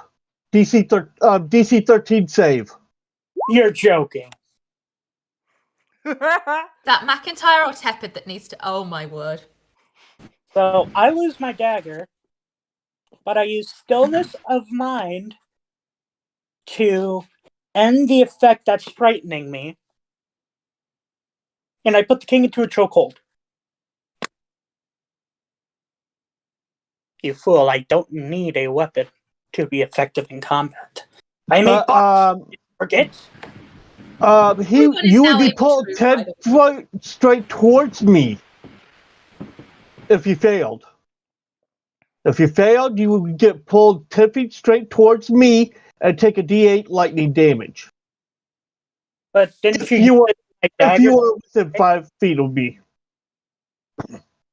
What I understood, he didn't say that he was aiming for the dagger. He said he was aiming for you. Oh. Trying to pull you away from king towards you also. Yeah, Because so I was holding on to him. You pulled him towards you, so now I'm still holding him. We're just closer to you and further from the guard. then you still. There's two separate strength checks, most likely. One to hang on to him, and one to beat the lightning lure. Okay, here is to stay hold to the king. Oh, God. God damn it. Gonna do a quick roll for Tepid and Morphea quickly. Bump. You see that under usual circumstances, the prince would have gone with you. Morphea grabs his wrist as you go past, and he is wrenched from you. Morphea now has the prince, and you are now away from the guards. I will give you this. You're away from the guards. So part of my achievement. So part of my goal was achieved. Technically, yeah. All right. Hands up, neutral boxing stance. Going to tell the king one more time, drop the magic.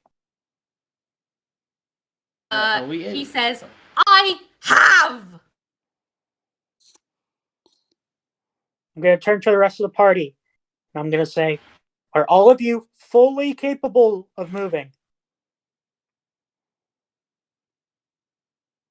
Valak is. He's gonna do something. Everyone is back to being able to move. Alright, so as soon as that happens, Balak, is that illusion thing still going on? No, that seems to have faded. And you said who was? Sorry, I must say, I'm just trying to remind myself of one thing. And you said Granny's got the frightened effect, right? Yes, but it looks like that is also starting to fade. Okay.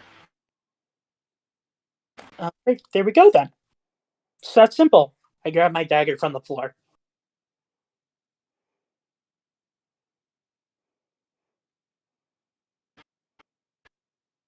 See, no unnecessary bloodshed, as I said. You should really hesitate more before pointing your spears at your king. I mean, honestly, if you did it towards me, you'd all be fired on the spot, except for maybe the guy that hesitated. McIntyre? Shut up! What the fuck? You know, I could, but I just cannot stand this. You would turn your own weapon against your king. Disgusting. Just wondering. Pulled you McIntyre, away to prevent bloodshed. Are you a wisdom user? Me? I have a plus. Yeah. I have a +4 to wisdom, but I don't. But I Okay. really use. Just wanted to check. And why is that? I was going to use hold person on you. I Instead, I'm going to use wall of force and make a spear around you.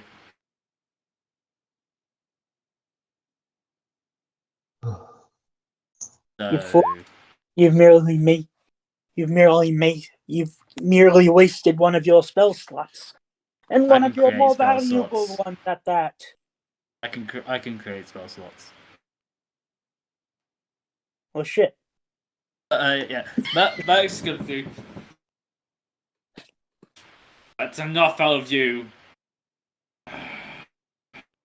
So you just hear from inside. I mean, honestly, I cannot believe it. I can't get over this. So confused. You will see the guard that rolled a nat 1 is seriously considering this before being whacked on the head by someone. Tricks fight amongst each other. Can I be honest? Mm-hmm. I'm really confused right now. Well, it's quite simple. These guards pointed their weapon against their king. And Are you even though one of speaking in them, character or? What was that, McIntyre? I can't hear you. You're behind a wall. Wait, Balak's just gonna say. Long story short, Spell Jews. Something happened to Spell. We got affected by it somehow. I think he saw the king use a spell, and King used the spell. lost his mind. But King didn't use spell, right? Dude, I saw him specifically, and as it just so happened, as he did a flourish with his hand with orange magic, he all suddenly freaked out. What else am I supposed to think? Back turns to the king that he did specifically said orange magic, which is quite specific. To explain. It says, I apologise for... And he's sort of helped to stand properly by Morphea. I apologise for deceiving you all. I had a feeling about a certain member of your walking group, shall we say. Everyone make me a quick perception check. Just, was that me? No, it wasn't you! You can stay in the bubble! So was it perception? Actually pretty fun. Perception, yeah. Nat 20! Oh my gosh. Baby. It makes sense that Balak got Nat 20 on this one, I think. Thank you. Thank you for the smooch. I guess there's nothing going on except I was just trying to break up a fight. I would just like to note this bubble is not equal. It's not your height ball. It's about half your height. So you're like in a ball right now. It's like Extremely flexible. You doing the bubble voice has attracted my dog, and now she just wants all the attention. Oh my gosh.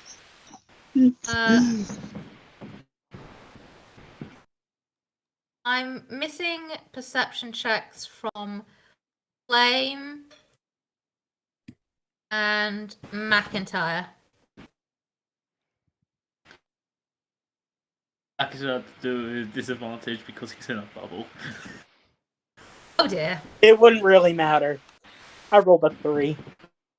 You still got 11 though. I mean, give me another one in case you get a nat 1. Just humour me. Please. I know that would humor everyone, but unfortunately. Oh. Most of you are focused on Tepid in this moment, as he's explaining that he had a theory that we had someone brought back from the dead that really shouldn't be brought back from the dead. And that he suspected that Rosie was actually his ex-girlfriend, Rasheen, but didn't understand why someone would bring her back. Annie and Balak, Rosie has left the building. And Balak, in response, has chased after her because he has his own thing to do right now. Yeah. I'm just checking for Wall of Force just to make sure, like, what's his thing. Okay, 120 feet. Oh boy, can I ask quickly before we move from this scene to the other, Granny, what would you like to do with this information? I have no idea.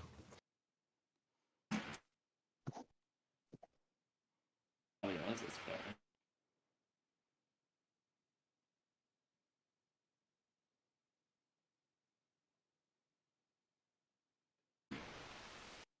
Okay. Those of you who stayed in the room, it takes a good 10 minutes for everyone else to twig that Rosie has left. At that point, guards start spilling out looking for her. They seem to believe that whatever Tepid did, it's proven that this is Witch of the Glass Mountains revived somehow. Which is bad. We're gonna call that a bad. Just like to note, if it is 10 minutes, Wall of Force is now gone. Ah! Alec, you follow her to the old lab that blew up. You find the scientist is knocked out, Plains person is knocked out. She seems to be looking for something. You also see, by the way, there's a little ghost girl inside of a container. She seems to be kept in there somehow. The rest of you, whilst Alec is seeing all this, can you give me an investigation check to try and find what's happened? Where have they gone? Let's go! Oh, good. Okay. Wow, guys, I'm seriously carrying right now. It's almost like you couldn't put me in that bubble. Alec is definitely relieved to put you in that bubble. Where Surprise, Balak and all I wanted to do was separate people. Pretty sure it's everyone but me because I'm already there. What were you saying, Yorick? I couldn't quite hear you. This is investigation for what? For where Balak and the other characters gone? Yes. Okay, so Granny would have seen that already, though, yeah. Yes. And if that's the case, then yeah, she would point out where he went.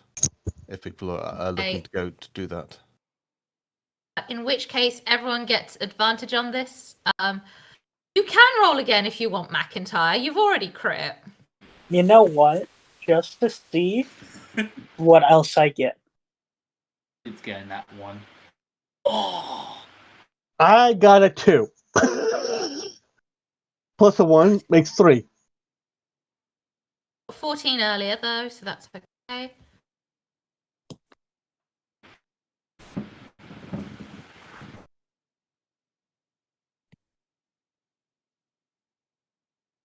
Okay.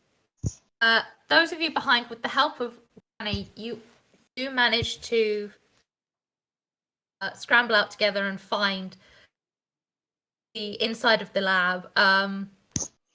You find the scene that Balak found. Balak, you've gone slightly deeper in following her. It wouldn't be hard for the rest of you to know that she's gone further deep inside.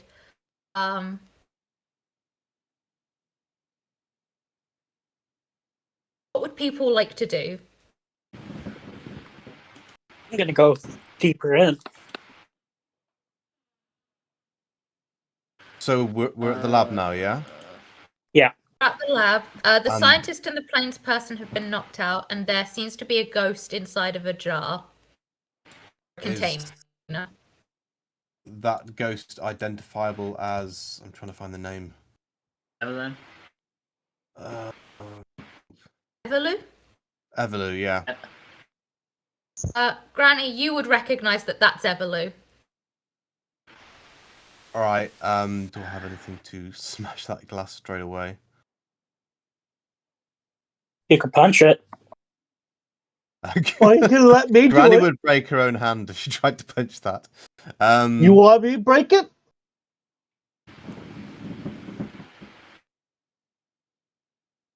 Yes. Get it out there right away. Well, how bad do you want it broken?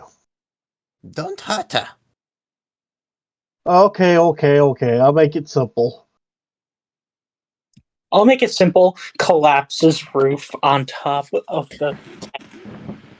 Please, no.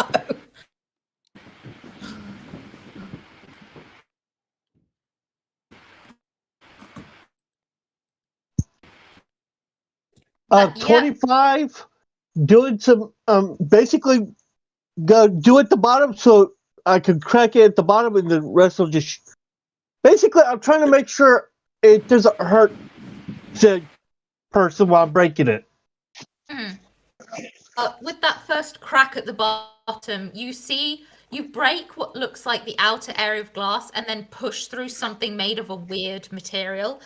As soon as that material is broken, she seems to be able to basically wriggle out. And she sort of some sort in the room and goes, "Thank you! I was very stuck in there! I'm not used to being stuck! I'm a ghost!" You should probably go help your friends. It's bad. It's bad. Then you just hear from inside the building, "Oh my god, this is so bad!"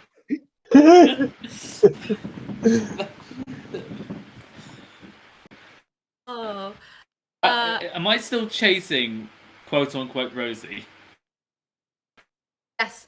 She has just stopped in what seems to be a big chamber area. Looks like at one point this was made to house multiple people, but something broke it. This looks to be the epicenter of the explosion. And there's like a thick smog of like residual pink magic around.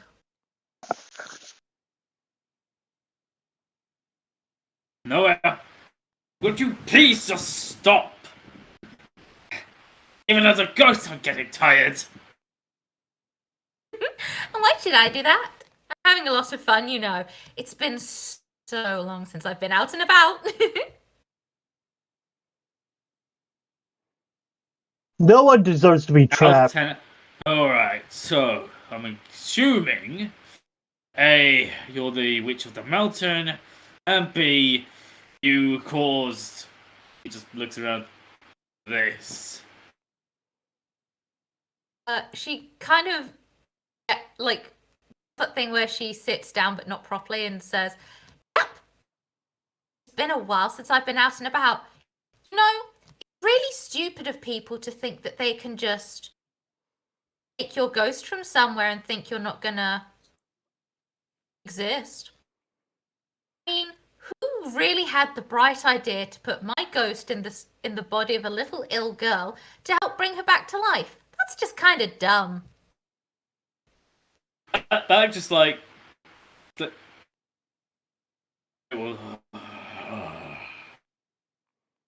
Either way, I seem to have an agreement with a certain Night Never Watcher.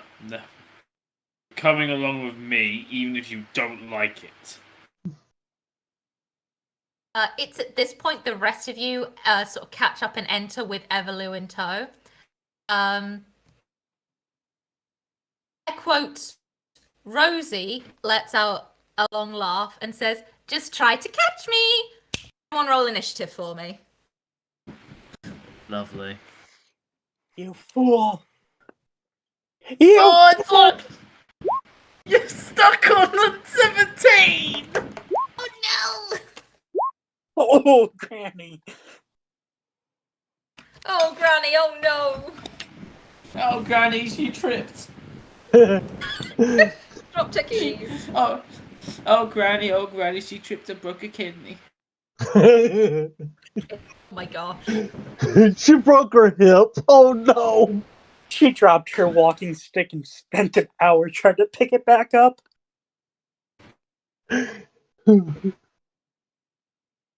I'm just making note of people's initiatives. Mine's actually 17. I'm not sure you can see it. 17. I'm joking. Oh dear. It's 9. Let me move to the battle map. As we start, you all kind of watch Rosie create this pink bubble thing. It's not really clear what it is. You hear the cawing of crows around. I'm just... Blue, what are you doing there? You're back here. Thank you, darling. Gonna double check couple of initiatives. However, with the cawing of crows and that pink bubble being made, McIntyre, I believe you're up first.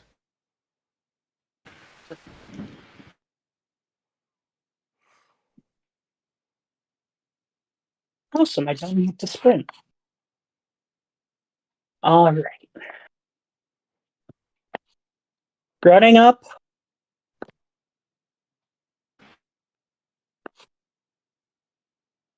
Then I'm going 2 unarmed attacks. McIntyre, is that your actual character, BTW? Oh no, I didn't have one ready, so Lyric just. Okay, because it's confusing me because it's mine. Oh, I'm. You're over here, McIntyre. Sorry, I should have clarified that. So it's a little worse for you because I'm pretty sure you do have the sprint now. I can still make it. Oh. Power of a monk. Yep. Anyways, 2 unarmed strikes. First. 14. Second. Crit fail. What is happening? Oh dear. I will say the 14 hits. Alright. So that is going to be 9 magical bludgeoning. Miss the second one. Then flurry of blows for 1 key point. Yep. 2 more. Okay. 27 That hits. and 18. That also hits.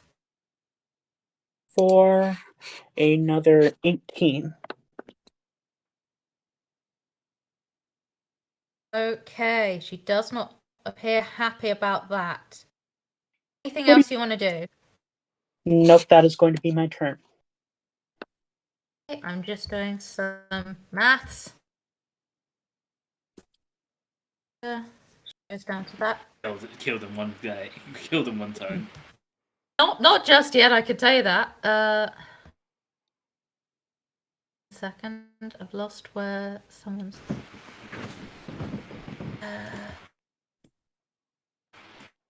Alec, you're up. Not Alec, sorry. I can't even read my own writing. Goran, you're up next. Okay. Well, as I'm coming up, I'm going to do an intimidation as well as using my red magic, which will give her disadvantage. And say, please stop this, or you will not like the outcome. Mm-hmm. Basically, I'm doing the intimidation for her to surrender. Okay. Roll that intimidation for me. She's trying to. Okay, let me. Okay. Intimidation.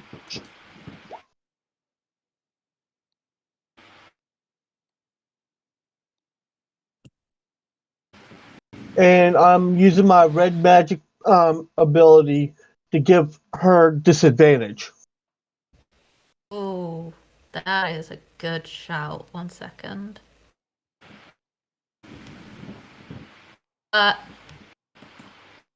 You can see she wavers, but it's not enough to push her to stop yet.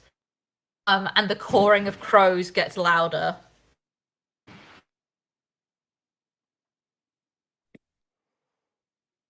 Okay. I am going to be doing this. Basically, anything she tries to get thrown past, I will be using my interception capacity to pretty much block her from doing anything else to people. Okay, is there anything else you want to do in this turn? And I will do a unarmed strike. Basically, I want to knock her. Basically get her to surrender. At 18. 18 hits. That would be 4. Okay. And then my other part will be moved to right here. No, I want to stay right there. Basically, my do my Eldritch Knight weapon bond thing. I call my battle axe right to me. I already have my shield in front. So basically, out of nowhere comes an axe. And I'm going into rage. So I think it would be a good idea for her to surrender. Anything else you want to do? That is it. Okay, Nix, you're up.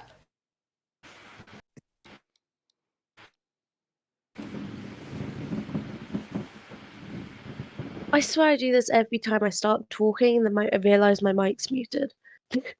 Oh, Uh, oh dear. done this like every time. How far? We've worked out how far that is, so I would be able to do that in one. Should have worked this out. For God's What happened to the monk that was up there with me? Someone's missing. Yeah, I disappeared. Oh, Oh. okay. Hold on. Nix, you continue. I'm going to try and That's work me. out where has Roll20 put this person. 1 second. Okay, And not on so the I'm map. gonna. Have you seen the other two come up? Let me think. And I know what's happened. Yeah, I'm just gonna run up and just because Nix absolutely hates using his magic. He's gonna run up to the side, whichever side it is at this point, because just run up there and just let me think. Yeah, bat her around the head with one of his weapons. Trying to work out which one. Yeah, the one I can't pronounce. Let's just go with that. Go for it.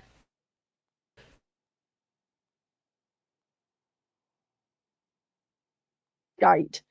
Well, that was shite. Oh dear. 11. Yeah, 11 sadly misses. Well, I didn't get enough sleep today. Nick's just like, he's like, shit. And just Actually, like, I almost missed my first class today. Overslept. Oh dear. it's like, shit. Okay, well, he's gonna contemplate the meaning of life. Whatever the hell goes next, goes next. Yep. Okay. Next up, annoyingly, is Miss Witch. Oran, you see she tries to straight up stab you and fully misses. Next up, can everyone make me a dexterity saving throw, please? Oh, you fool. Does the cat really need to make a dex saving throw? The cat fails. No. Well done, Nix. That is a wonderful roll. What's wrong with you guys? Oh my word. I did not build my cat for dex. I have negative I dex. have advantage as long as I can see it.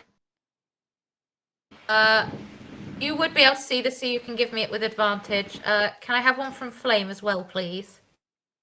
She's got it. 8.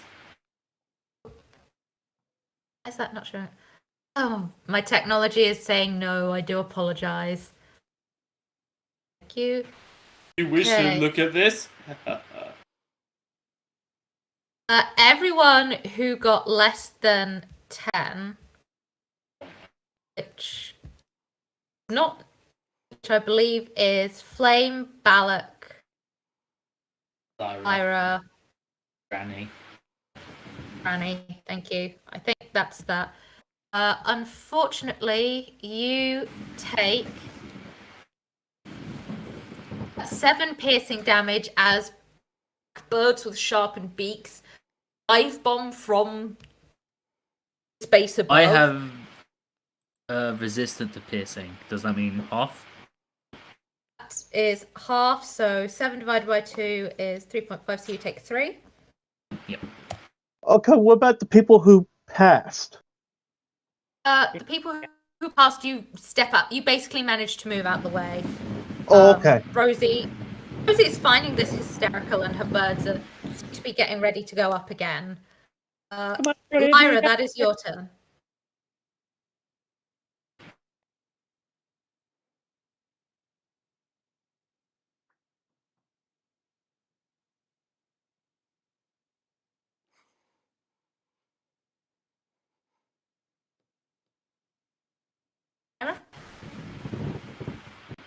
muted? Someone's muted.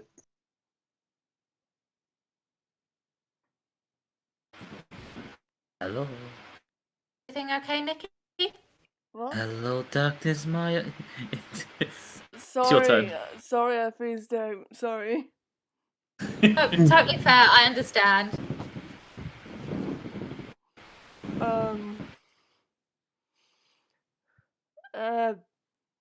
Firebolt.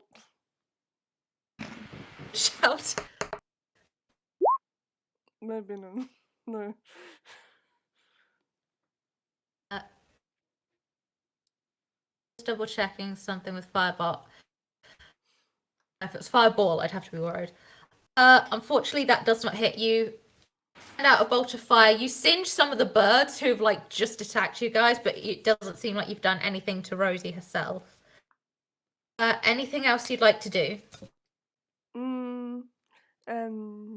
That's me.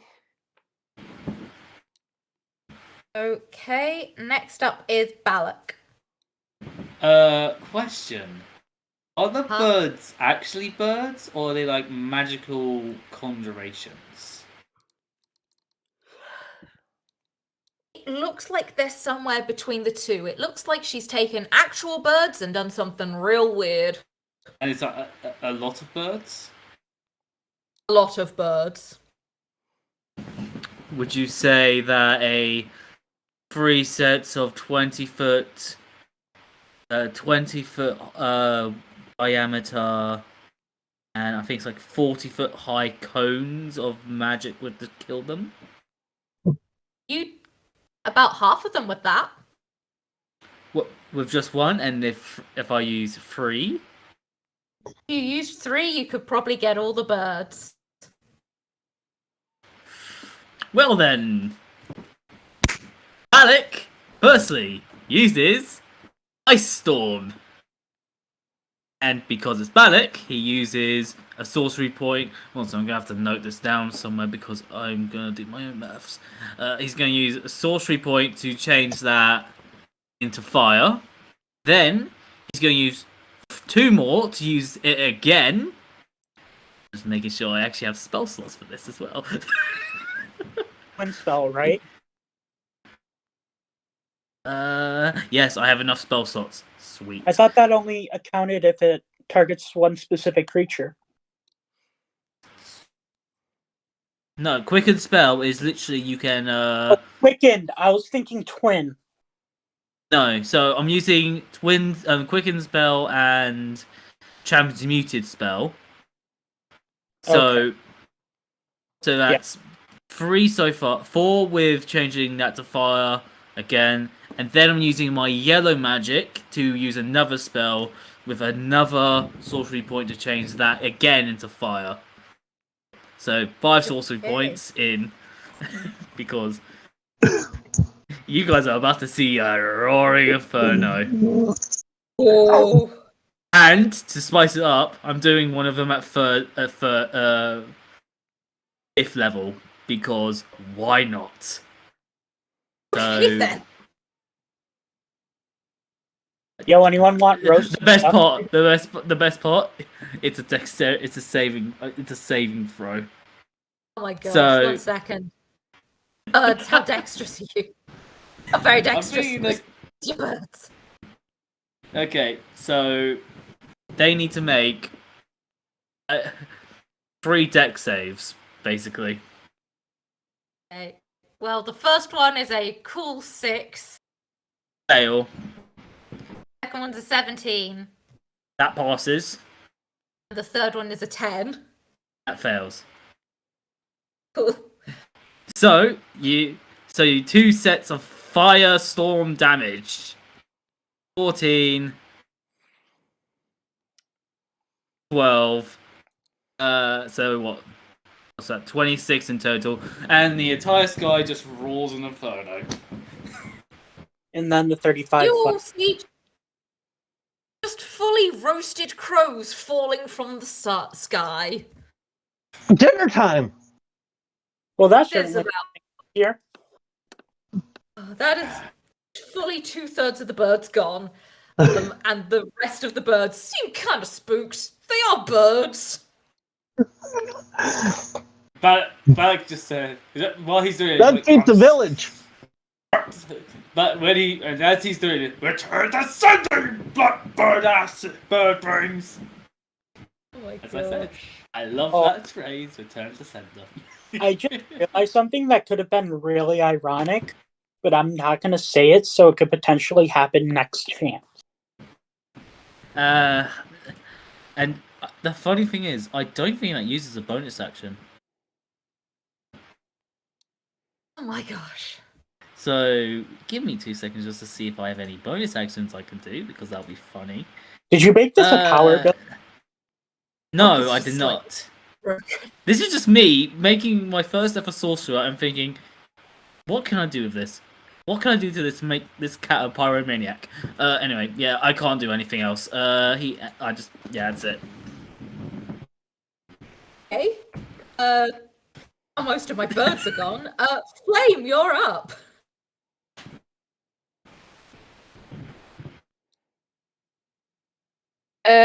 Am I able to bring the birds back to life to fight for us? You can only do bird fight. With turn undead, you can Yes. only do one, I believe. Could bring one crow back to life from the roastening. We could have birdemic. A birdemic.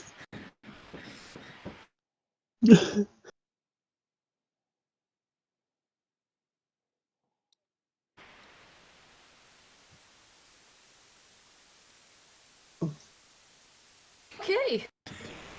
You now have a little crow on your side. I'll just say this is the worst use of magic I've ever seen. No, that's 5. Oh wait, I've got to remove some hold spell on. slots. I forgot.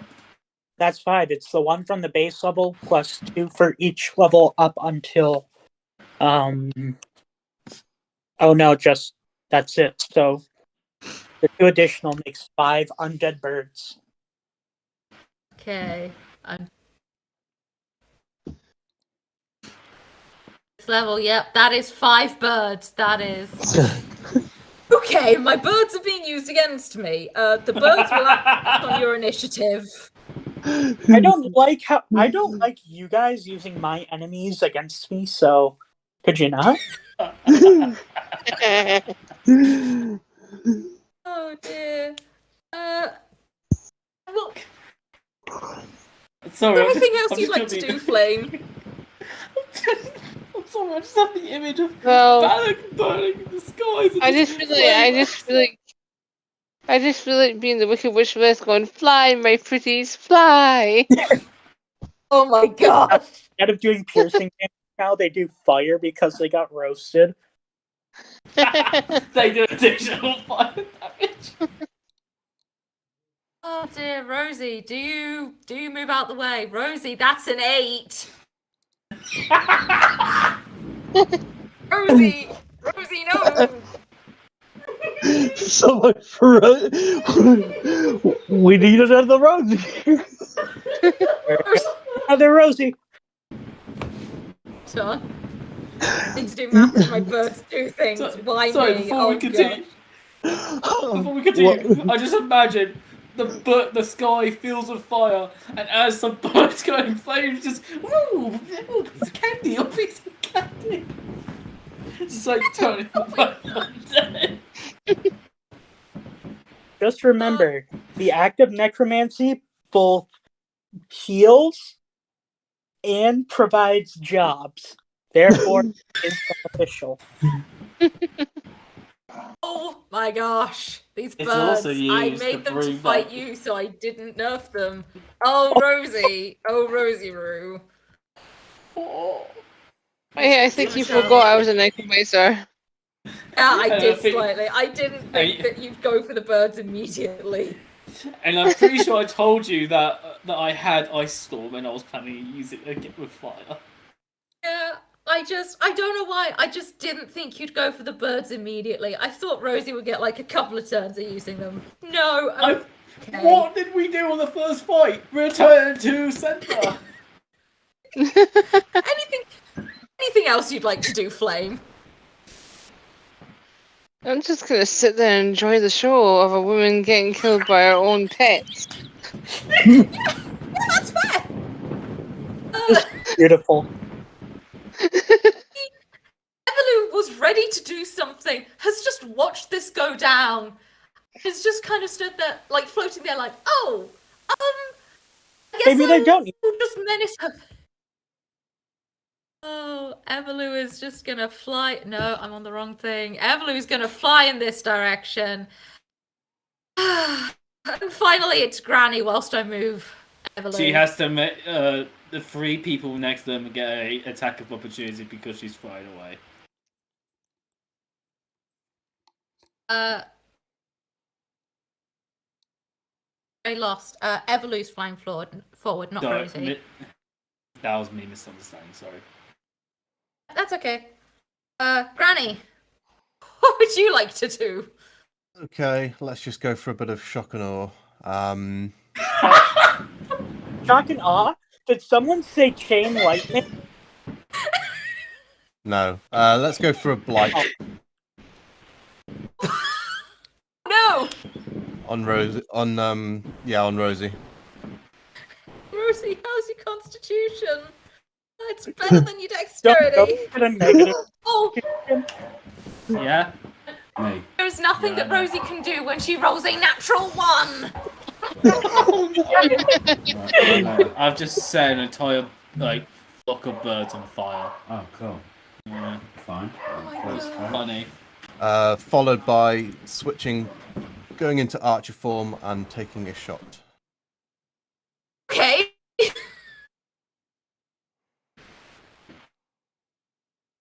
19 to hit for 13 radiant damage. Okay. Yeah, that actually activates. Okay. And here we see the panic DM and its natural habitat. What? Nothing. I wasn't expecting you to like that. You may see the stuttering of the voice as she speaks of solution for the birdemic she has been afflicted. Oh my gosh. So, Rosie's form just disintegrates. You fully killed Rosie. In her place, those of you who were born mountain recognize that the person stood in front of you is in full warrior regalia. Long auburn hair, pink magic swirling around her. Welcome, officially the form of the Witch of the Glass Mountains. She's looking angry. So this was literally Green Grey Dark Phoenix. Pretty much. She basically hisses at all of you. As she does so, a pink bubble that she's been stood in front of, you all see a shape inside of it.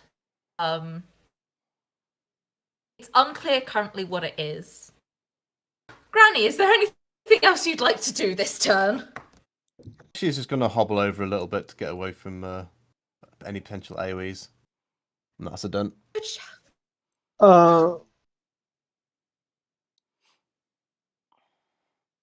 Oh, we're back to the top of the order. That was one round, my dudes. Okay. McIntyre, we're back to you. Speed run. Alright.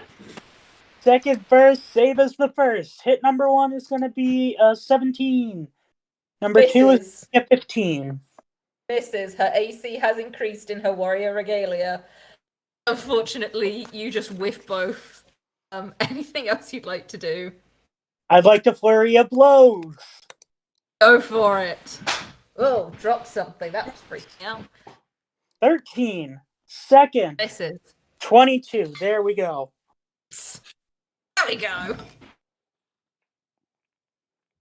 So that is 1 for the flurry of blows. And 1 more to stunning strike. Mm-hmm. So it is going to be 9 magical bludgeoning. And I need a DC 16 con save. Oh, sweetie, your rolls have not been good. Can you do better? 16. Where's the cat?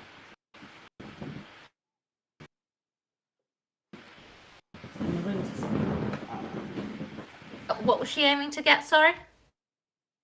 Check is 16. She got yeah, a 16 exactly. Meets it, beats it. She just about... She manages to resist the stunning. I'm gonna... I'm sorry? You broke up a little bit for me. Turn. Okay. I've kind of caused a little bit of chaos for my DM. Yes, you have. Goron, it's next. Okay, what I'm gonna do, it's basically a 2-part attack. Because I am an Eldritch Knight, I'm doing Thunder Wave into attack with my axe, basically. So basically, I'm doing an attack with the axe and my Thunder Wave. How early are we thinking? 7. About the same time I'm usually up. And let's see. 9. And the attack is with this. Hey, I passed. But the thing is, what this cube starts here and goes out. Oh, okay. It's a cube. I thought it was a radius. It's a cube. I start the bottom corner is right between all of us. Yep. So it's a cube. So basically, she's the only one that gets hit with it. And does a 15 hit an AC? 15 does not hit the AC, but she fails the Constitution save against the Thunder Wave. Okay, it's 12 damage. And she is... Isn't it deafened? 15-foot cube origin from me takes 2d8 thunder damage and is pushed 10 feet away. Oh, okay. Oh, and are we in the mountains? Oh, you're currently in Nausea. Okay, and then that's another factor. I'm from the mountains. I'm red magic, remember? Uh-huh. So, let's see what happens. Doesn't that provoke opportunity attacks since she left our range? I think technically it does. Good grief, okay. Oh my word. Ice. Oh dear. I would just like to point out, this has nothing to do with the strength of the chromatic magic, because only I've used it this combat, for fighting at least. Well... I'm bludgeoning from... Oh, ouch. That hurts. Nyx, I believe you also had an opportunity attack. Oh, joys. What have I got on me? Well, just swipe with that again. Hit rolls. 20 to hit? Oh yeah, that hits. Okay. And then 11 damage. Ouch. Yeah, okay. Anything else, Goran? Yes. Guess what? I can action surge. Oh, yes, you can. So what I'm going to do is jump. Basically jump from there, and basically, let's see, what is it?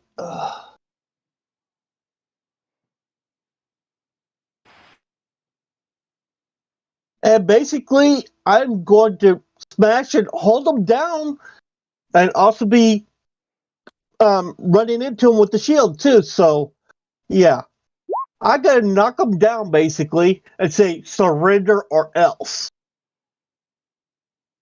Oh Miss. Yeah, that battle axe does sadly miss. But if she attacks anyone else besides me, she has disadvantage due to my barbarian totem, ancestral guardians. Wonderful. Okay. Anything else you want to do this turn? I can't resist it. Can I do an air kiss with like a It's just like an air kissy. Like, will you submit? Winky type, Yeah. something like that. Just basically tell her, hey, you better give up. You see that that's just made her angrier somehow. You didn't think it was possible. It is possible somehow. Nix, it's your turn. Oh, I'm right in front of her, though. What the hell? Okay. I would also like to know.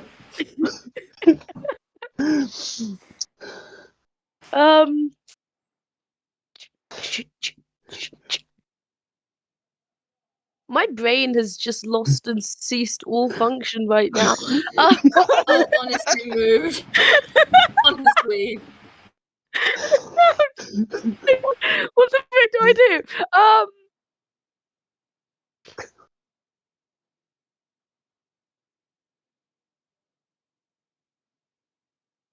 You know what? Why the hell not? That's fine. Yeah. To there-ish. Yeah, that's fine.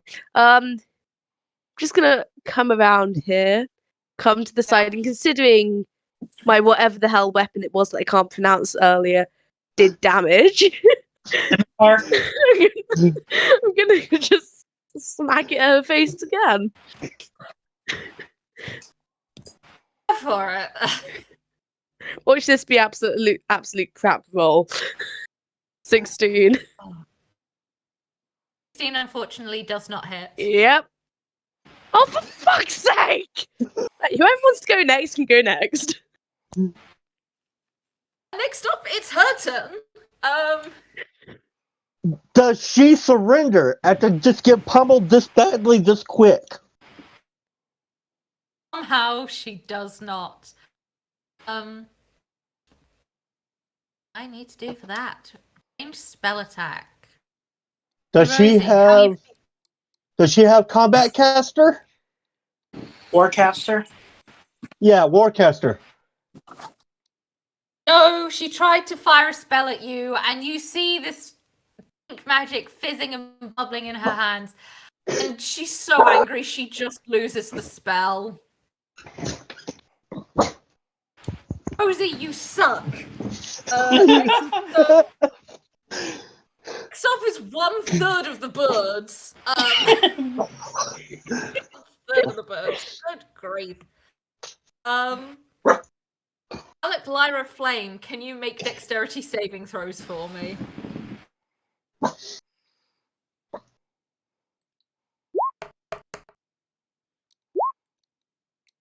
How?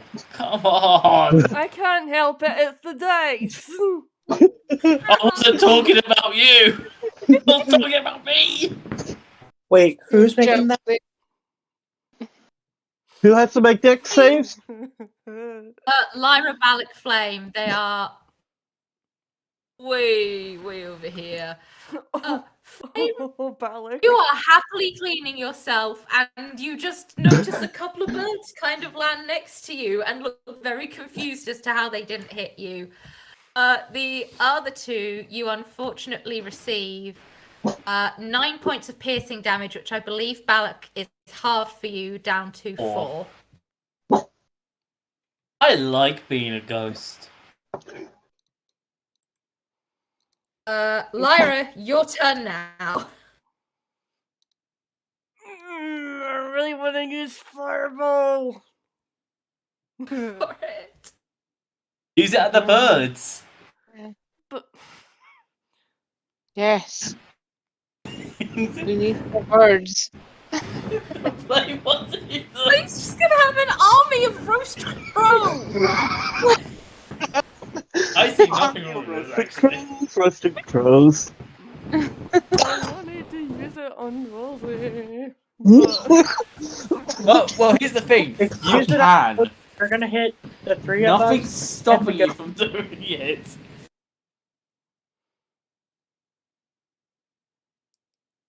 Oh, goodness. If you use fireball, you're hitting the three of us and the ghost. I know. Fire bolt. Wait, that's a bad thing? Ball. I thought you said fireball. It does sound similar on Discord. Ira, honestly, use it on whoever you want to. But is there a way like I can place it? Because I don't want to hurt other people. You're doing firebolt. Let me just double check. I think it's just a ranged touch attack. No, firebolt is a roll to hit. Yeah. You should, honestly, from what I'm understanding, you should be okay if you move slightly. You should be able to have kind of sight on just Rosie and not anyone else. It's firebolt. Fireball might be a different conversation.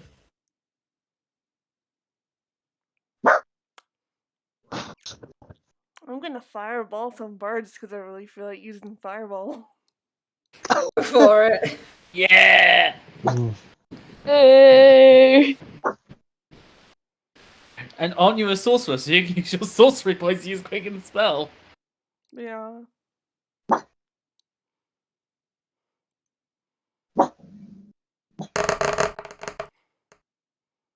Ignore the ruffin in the background. The dogs Okay, barking never at mind, a I don't need it. That's okay. neighbor they can't control. Rosie. Rosie, that's a 12. You needed a 13. Wait, it's the birds. That's still the same number. Why do my birds have this? Never mind. It's becoming for the fail. birds. Birds fail. All the birds are gone. All the birds are gone. The birds are gone. All the crops died. The birds are gone. It just took some spells. It's alright. The crops may finally perish.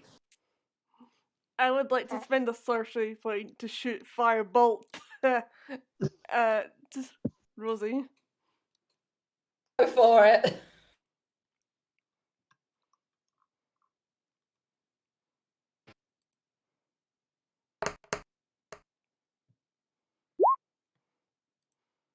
Meh. I got the birds. I'm happy. Look, it's your turn.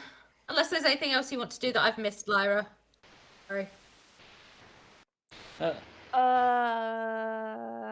No, person take their next turn. Go, Balak. Well, Balak, being, cocky at the moment, because he just killed because now all her birds are dead, and he killed 2/3 of them with ease. He's going to strut forwards, probably get a bad effect because he's in that mist, right next to the mist thing, but he doesn't really get at the moment. First things first, he's using a bonus action. Now, I need a little understanding of this. Convert sorcery points. If I convert a spell slot into sorcery points, is it every level is the number of sorcery points you get?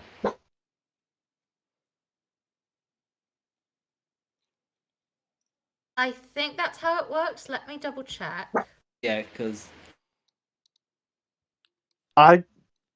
That's something new. I never heard about that. Oh, I've heard of it, but never done it or seen it done. Sacrifice spell slots to gain additional sorcery points. I'm not sure if it's like one first level you get 1, fourth level you get 4, or if it's just This echo, a fourth level spot for a single point. This would be very annoying. And gain a number of sorcery points equal to the slot's level. Okay, yes. In that case, he's gonna use up his last 4th level spell slot to gain 4 more sorcery points. And he's immediately going to use those 4. 1 to quicken spell, and 2 to change chill touch to from neck. Actually, can I do that? I think. Sorry about this.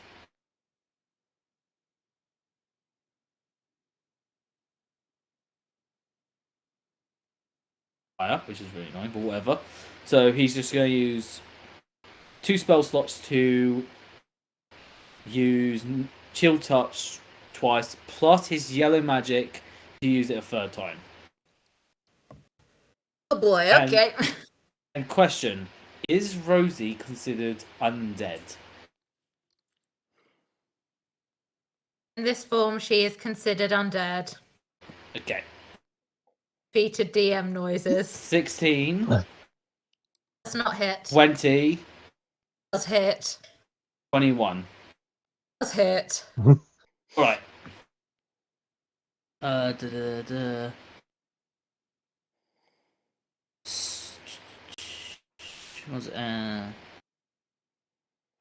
So, firstly, the damage. Lovely. 4 and 5, so 9, not much. But I did it for the effects. Firstly, she cannot regain hit points until the start of my turn. So, no healing for her. And whenever if you hit an undead target, it also has disadvantage on attack rolls against me. Oh, so double a disadvantage against you then. Yeah. No such thing as double fortunately.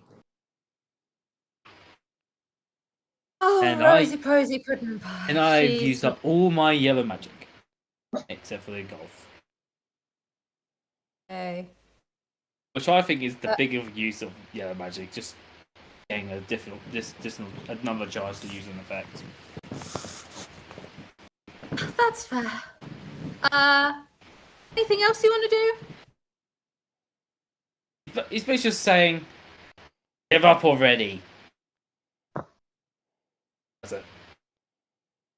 Hey, it's your turn.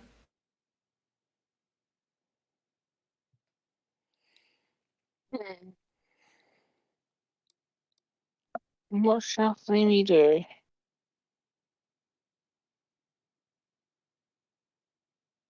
We could bring back more birds.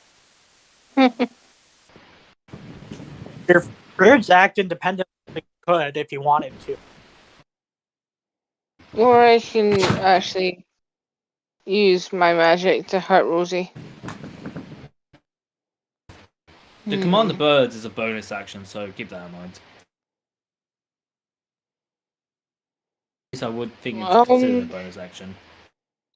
I'm going to use Firebolt spell, because I have Firebolt. Go for it.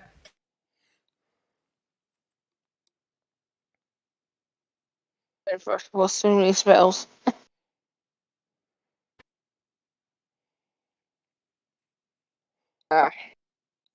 15 unfortunately doesn't hit. Can I use the birds as a bonus action? Yep. Would you like the 5 birds to attack? Their master. Let's see. Hey, Rosie. Oh, no. That's... You're... No. Oh, okay. That's 1 save. For 5. Let me just put all the birds together. Okay. Yeah. you watch 4 of the 5 birds. Oh my word. Do an awful amount of damage. One bird just kind of flies past her. It seems a little confused, poor thing. It's been roasted and brought back to life. Life is gonna be a bit confusing. That's Is there anything else you'd like to do, Flame?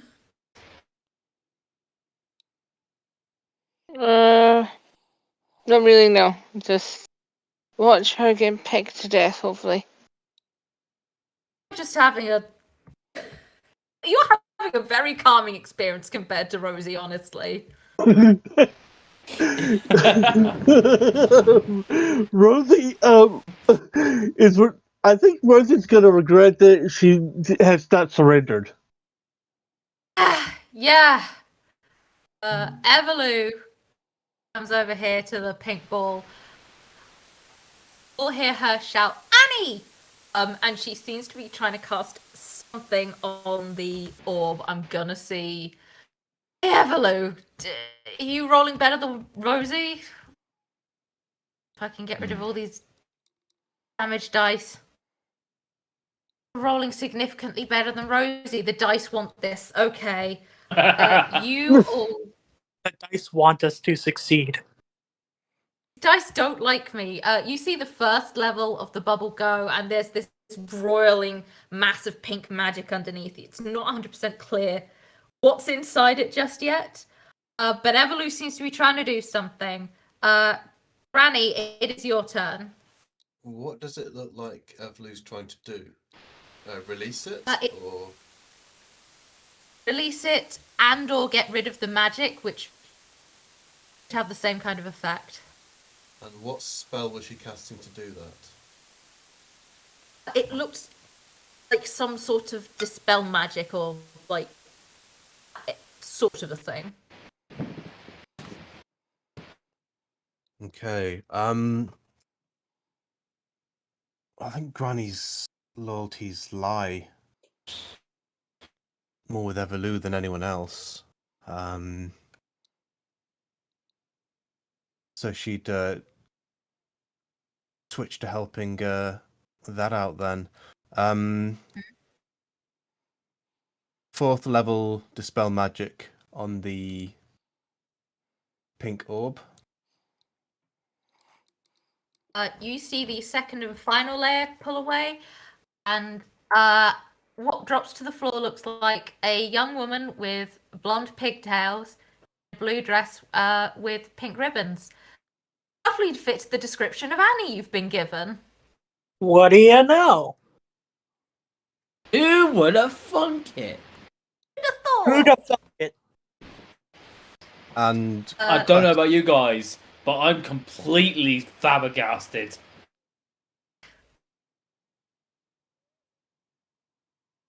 And question: how does the engulfing, engaging one's element work? Do you need to? Does it take an action, a bonus action, something to activate that, or does it just happen?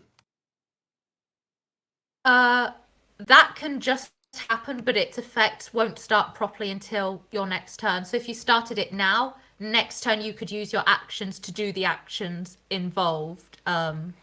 Explaining this slightly badly. So remind me what color you are? Blue, so it just gives me basically give me +3 to damage. Yeah, you don't have immediate effect, so you can do that now, and when you next use an attack, you can start to use those up. Okay. But yeah, bonus action, gonna shoot another archer form blast at Rosie. Before it.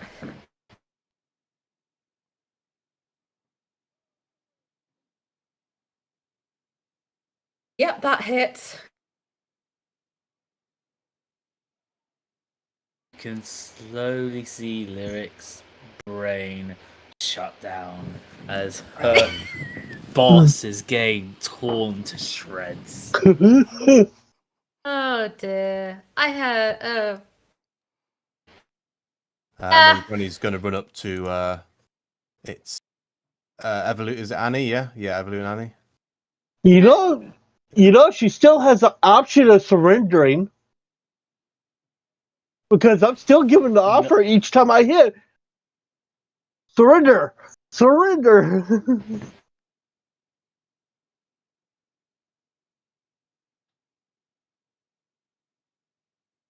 Okay, that's What is it you're Granny's wanting to turn do, done. Yorick? She just ran up to Annie and Evelyn. Annie is joining at the bottom of initiative. You see her look at you and go, "Thank you." Before her eyes that are grey kind of gloss over to blue, and she seems to engage her element herself. It looks like a weaker form than yours. It looks like whatever the grey magic does when you engage your element, it makes it not as good as someone with the full powers of it. She looks ready to do some damage. However, before she can, McIntyre, will Rosie survive to see this? I'm giving you guys one guess as to what I'm going to do. Punch, punch, and punch. Same as first. Number 1, 28. Number 2, 18. 18 hits.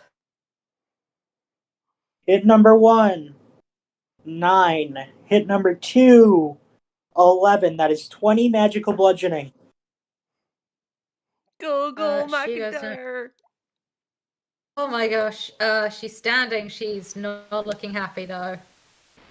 Flurry of blows. Okay. Number 3, 28 to hit. Number 4, 25 to hit. That hits. Damage on number 3 None of them are crits. is 6. Damage on 4 is 11. That's 37 in total. Wow. Oh my gosh. She's still standing, but my gosh, that's a chunk of health gone. I'm just going to look her down, and I'm just going to say, you're really underwhelming.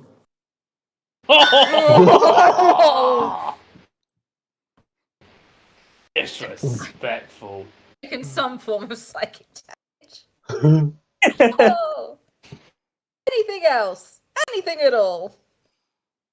Would you also like to spit on her? No, that's I'm not. I am a sportsman. I will end my turn. Okay. Hey, Goran, it's your turn.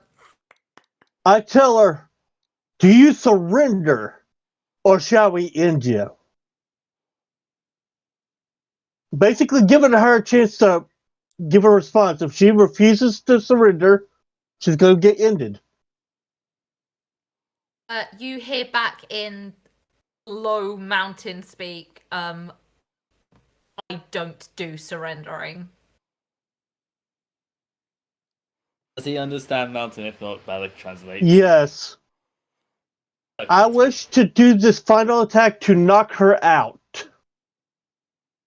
Any attacks I'm doing, I'm trying to do as much as I can to knock her out. Right, I do have first roll, second roll. 18 hit. and 22. Both of those hit. So basically a total of 17 to knock her out if possible. If I don't knock her out and kill her, oh well. But it's worth a try.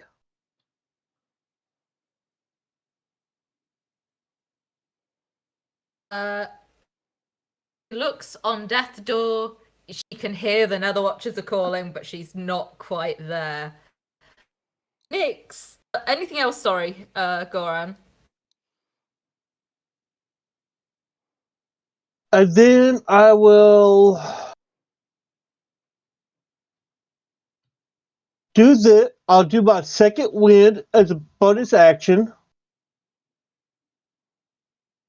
And tell her, I could do this all day, can you? Oh! A smack talk. I'm gonna tell you now the answer's no. That answer is no. Does not work. The words may not work, but I gained health. I got some 6 health. Oh boy. Did you even lose health this fight? No, I just did it just for giggles. Oh. Gosh. Nix, take us home.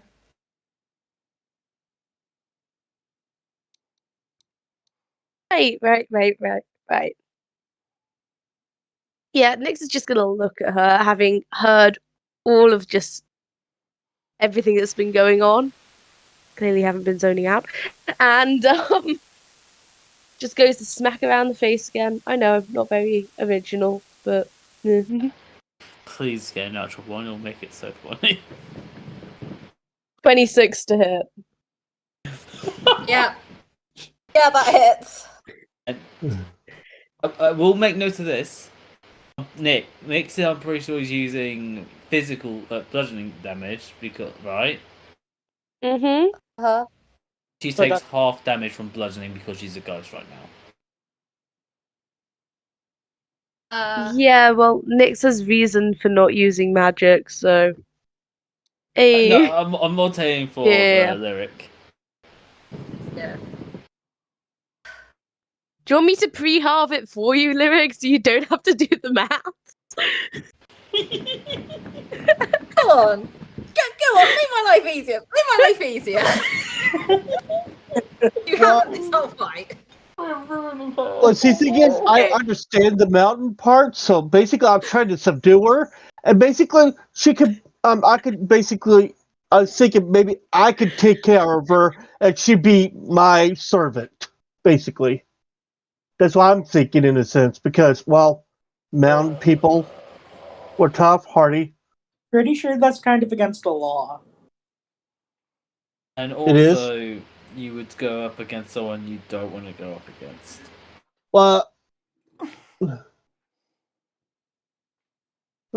it's just an idea. I just want to at least subdue, if possible. Try to save some humiliation.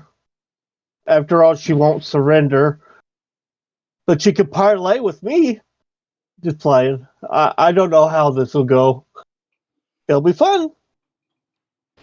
You still want how that much number, damage? Lyric? 7.5. Please. I've already halved it for you. It's 7. 7 damage. Yeah. Like, I mean, you can't exactly halve 13, so... How did you What fail weapon with do you half use? It's 6.5, not 7.5. Fuck! I can't. My maths isn't with it today. I failed maths for a reason. So it's 6 damage. Yeah.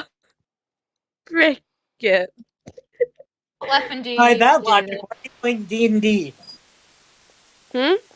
By that logic, why are you playing D&D? It's all clacky number. Because I'm stupid. Anyway. You know what? What Lyric, weapon you do you said use to do something? that? What weapon do you use?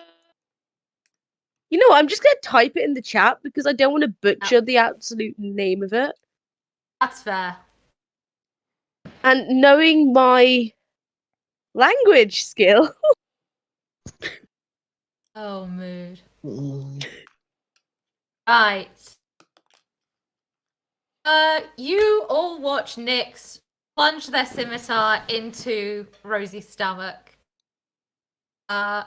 Pink fog in the air. It's those of you who can understand mountains. She starts shouting that she can't really die right now. She's just going to go back into. And she turns into a pink mist and is just reabsorbed into Annie, who collapses. You've beaten her in 2 and a bit. Well done. Not even 3 rounds. hoping for at least 3. I didn't get it. Well, I think some of it was a surprise. You didn't know what people might be bringing to the battle. Oh dear. Like the dead birds. Dead birds, exactly. I'd just like to say, with the end of the battle, Balak is going to use the rest of his sorcery points up to get back 1 5th level slot. Just thought I'd mention it. That's good.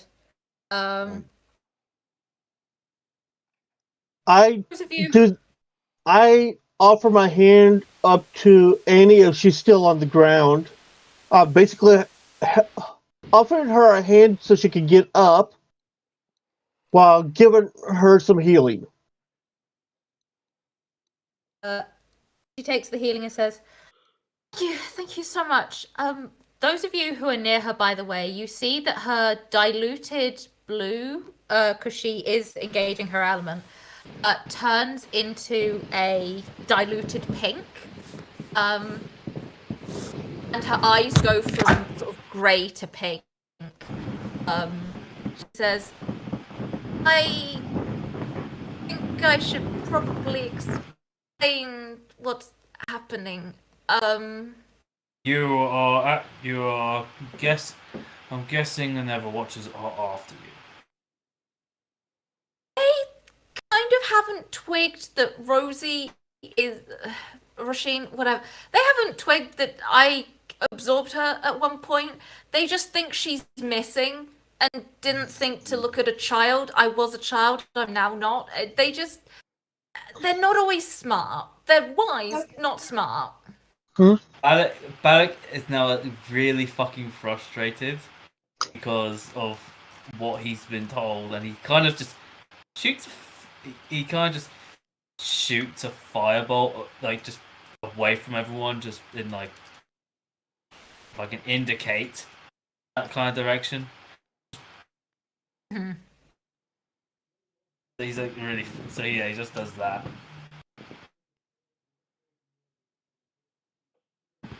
By the way, Balak, can you make me a perception check on Everloo? Yeah. 18. That'll do it. Do you look at Everloo, who you know that Nathan's probably going to be coming to grab her soon. Her hands are fuzzy. You can see that there are certain sections of her she's starting to get.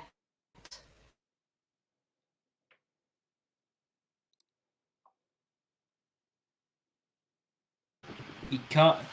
He uses message on Evelyn because he doesn't want to say this out loud. He kind of just tells her what he's been. That the Neverwatchers kind of quote unquote hired him to bring her back to the Neverworld. Neverworld. You can see her. You can see her face scrunches up, and she says, "I promised Mummy they wouldn't." And you can hear she's coming out as like a very petulant child at the moment. As she says that, though, give me religion with advantage. Religion with advantage, lovely. Mm-hmm. Hey, 18. That's alright then. That's what he. Nat 20. Oh my gosh! Thank you. She says that you realize her mother is the White Queen, the guardian of life. It's very likely that for her ghost daughter to have existed for as long as she has, she's made a bargain with the Netherwatchers to keep Everloo here. The Netherwatchers seem to be actively trying to walk back on a bargain with the White Queen, and you know that is extremely stupid. Although she is 1 versus a legion of Netherwatchers, 100 out of 100 times, she's beaten them. They were using you to get around her.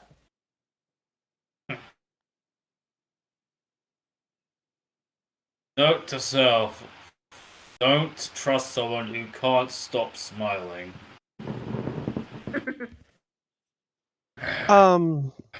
Are we supposed to be vengeful or not for mountain people? I'm a mountain person. So am I. I was before this, and I wanted her gone. So no. Either way, I've got a bit of a meeting to go to, if you don't mind. The Balak kind of just starts to head off, and he's gonna try and look for a secluded area. As you kind of start walking out of the space, there is a side area that you hadn't noticed before that you could duck into. It seems reasonably dark. Balak's like, oh, what else? Well, I'm most likely gonna get he's sent back to the Netherworld anyway. What's the worst I can do? So you guys in. As you go in, a very familiar smile greets you at the end of the corridor. Ah. I was expecting you to be here of all places. And he definitely this time acts up quite a bit.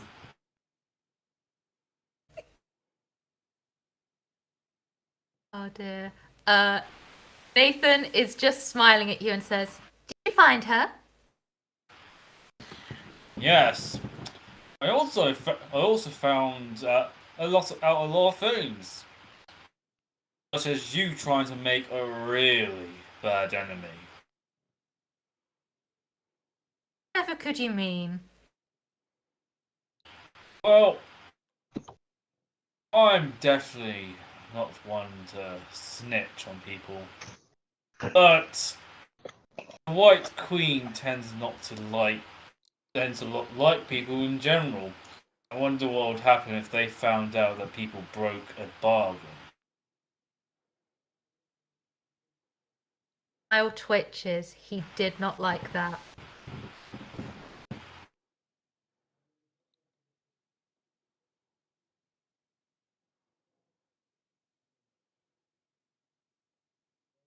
As he's kind of looking at you, he says, "What do I need to do to make this work between us?"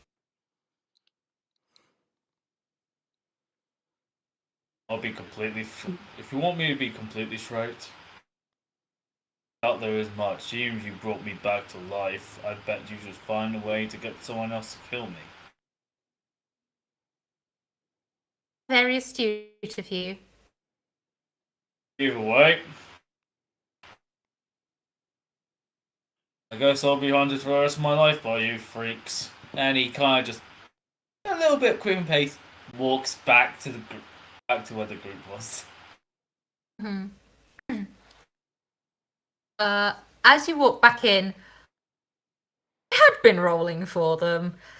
Palace guards appear. Better late than never.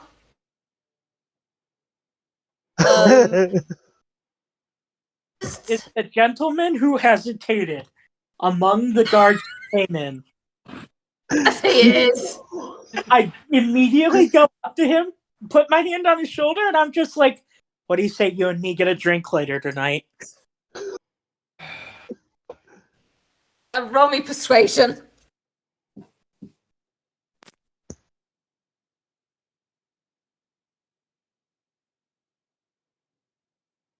Ugh.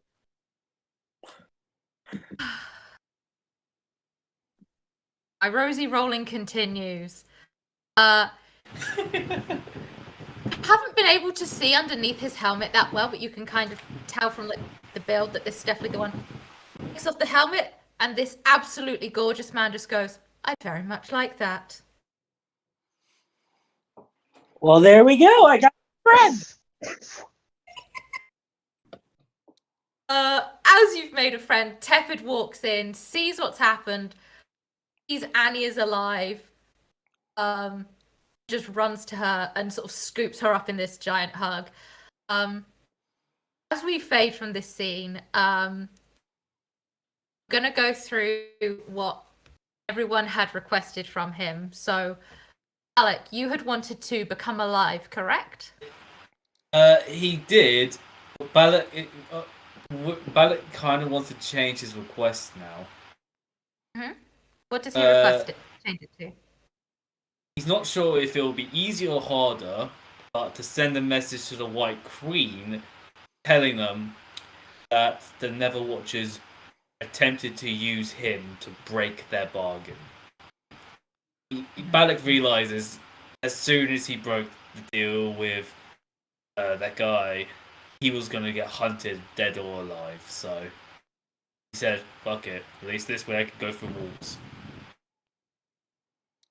A message is sent to the White Queen, and a little while later, she herself actually appears in the Nausean Castle to meet specifically with you. You are granted immunity and freedom under her as long as you stay within the bounds of Feldnor.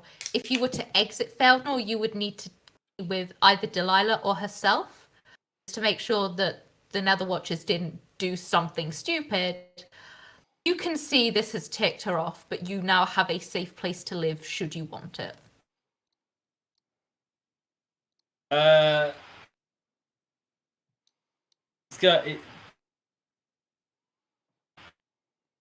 Balak kind of thinks about it and just shakes his head, just says, living on the run.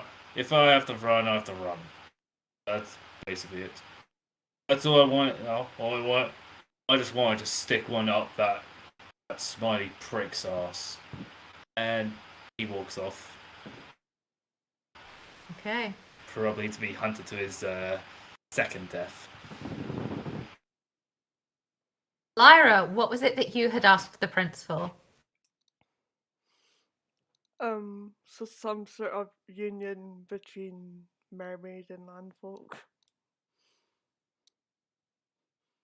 In the coming weeks after Annie has been found, tentative talks start. It's not like this immediate celebration. We welcome people from the sea onto land and they welcome us into their home.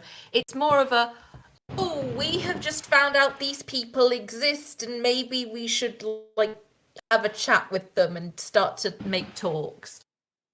Nausea being the capital city and where most of the trade comes through, it is a lot easier. They are used to diplomacy. Tentative steps are happening in the right direction. Goran, what was it that you wanted? I do not remember. I do not remember what he wanted. I had a question. Oh, yes? Is my mum mad at me? She starts off being mad at you, but when things don't immediately backfire, you can see she's gone from I'm genuinely angry to I have to keep up being angry because my child has done something I did not ask them to do. I have to be angry or else I'll show weakness.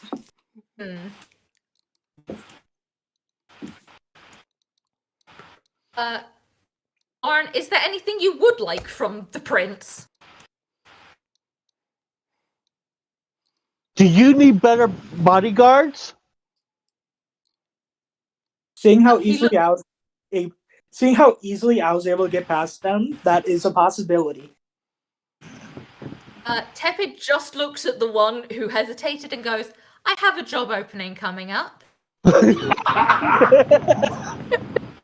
Do I hear this? You might well, yes. I immediately whip my head around and say, you better not fire this man or else I'm coming after you.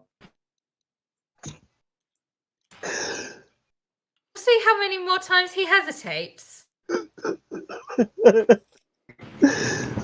You are welcomed into the Royal Guard with open arms. I figured that'd be a perfect thing for him to do. Flame, what was it that you wanted from Tepid? World domination. You get locked up. I was not expecting that. Tepid nods and hears you and says, listen, I can't grant you the whole world. We would be in chaos, and you are a necromancer and quite frankly terrifying. I can, however, offer you a significant plot of land outside of Nausea. that would just be yours, and you could do whatever you wanted there. And should the day come where you are strong enough to overtake us, well, quite frankly, that's nature at its best. I have one question. Yep. Where is your mother and father? Well, my father is kept in the crypt underneath the castle, and my mother died somewhere at sea. Don't go into the crypt to resurrect him. I will have my guard to kill you. Not the one that hesitated. He hesitates. Hey, you better not be sullying my bro! No. No, I'm just gonna bring back your entire family and have them kill you.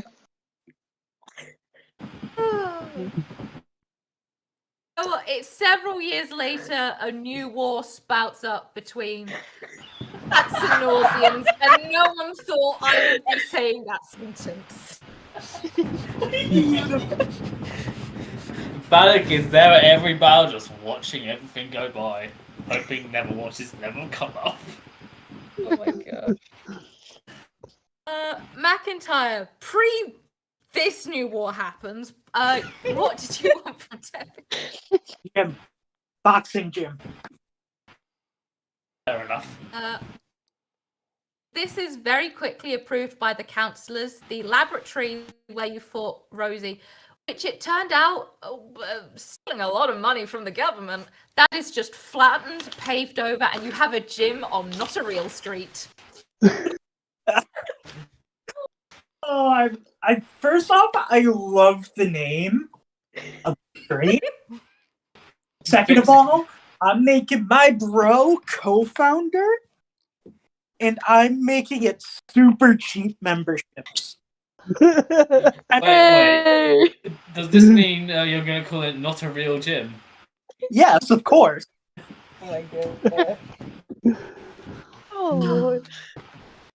Annie, what was it that you wanted from Tepid? I have served my purpose here, and I need nothing from you. And yeah, Granny's just going to turn on a hill and head back to her swamp, basically. You go back and live a peaceful life. Even when the War of Cats and Northings breaks out, the White Queen makes sure that your land is not disturbed. Should anyone try to set foot on it, there's magical ways that they are instantly turned around, and you are just finally left in peace. Except when we, unless she allows me to visit if I'm having like a vacation time, I like to stop by and say hi, see how you're doing. Only if Granny consents to it. Granny is the only one who can say yay or nay to people. Yep. You are not rude to me. I will consent. Yeah. Hooray, I never have to see Granny again. Oh! But last but not least, for a very good reason, Nix, could you remind us what you wanted from Tepid? Now, I can't exactly remember the exact wording of this. But it was something along the lines of your head on a silver platter.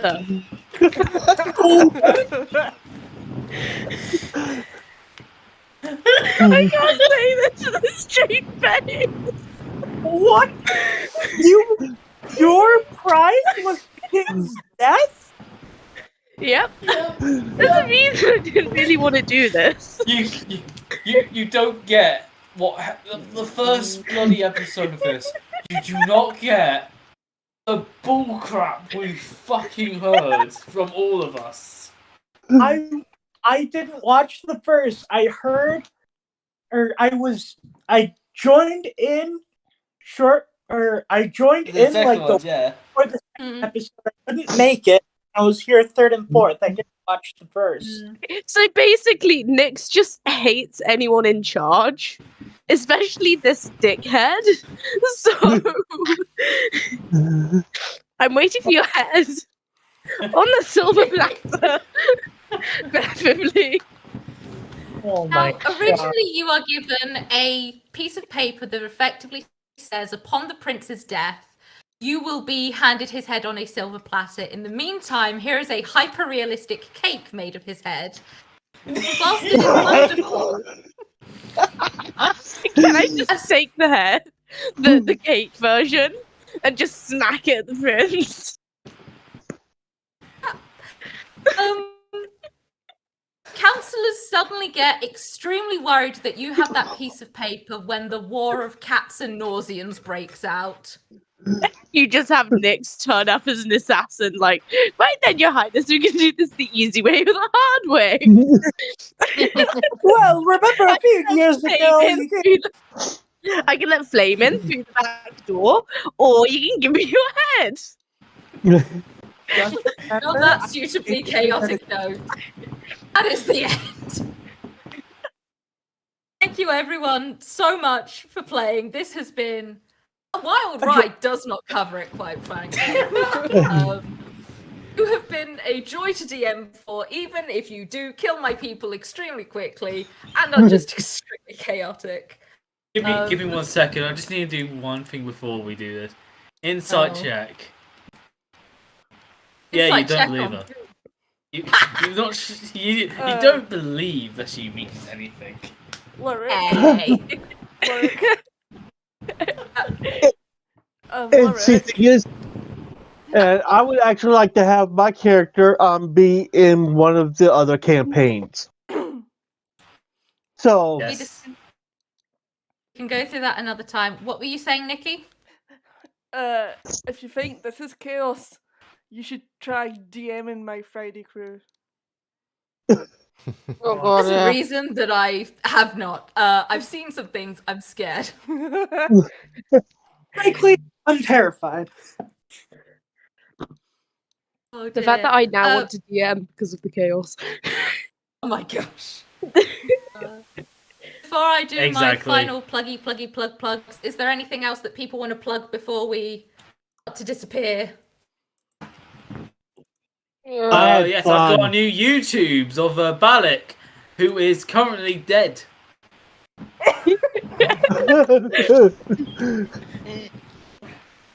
And don't forget to play Raid Shadow Legends. Download my code to get Gorm the Mighty. Oh my gosh. Use his skills to absolutely confuse the DM into what the hell is going on.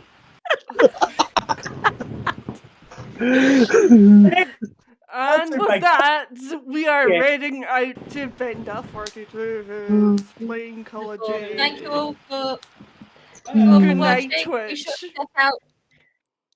sure to check out. Yeah, whatever. Oh, that was good fun. Yes, it was fun. Oh, Thank you very much. Thank you for playing. Sorry. Chaos meant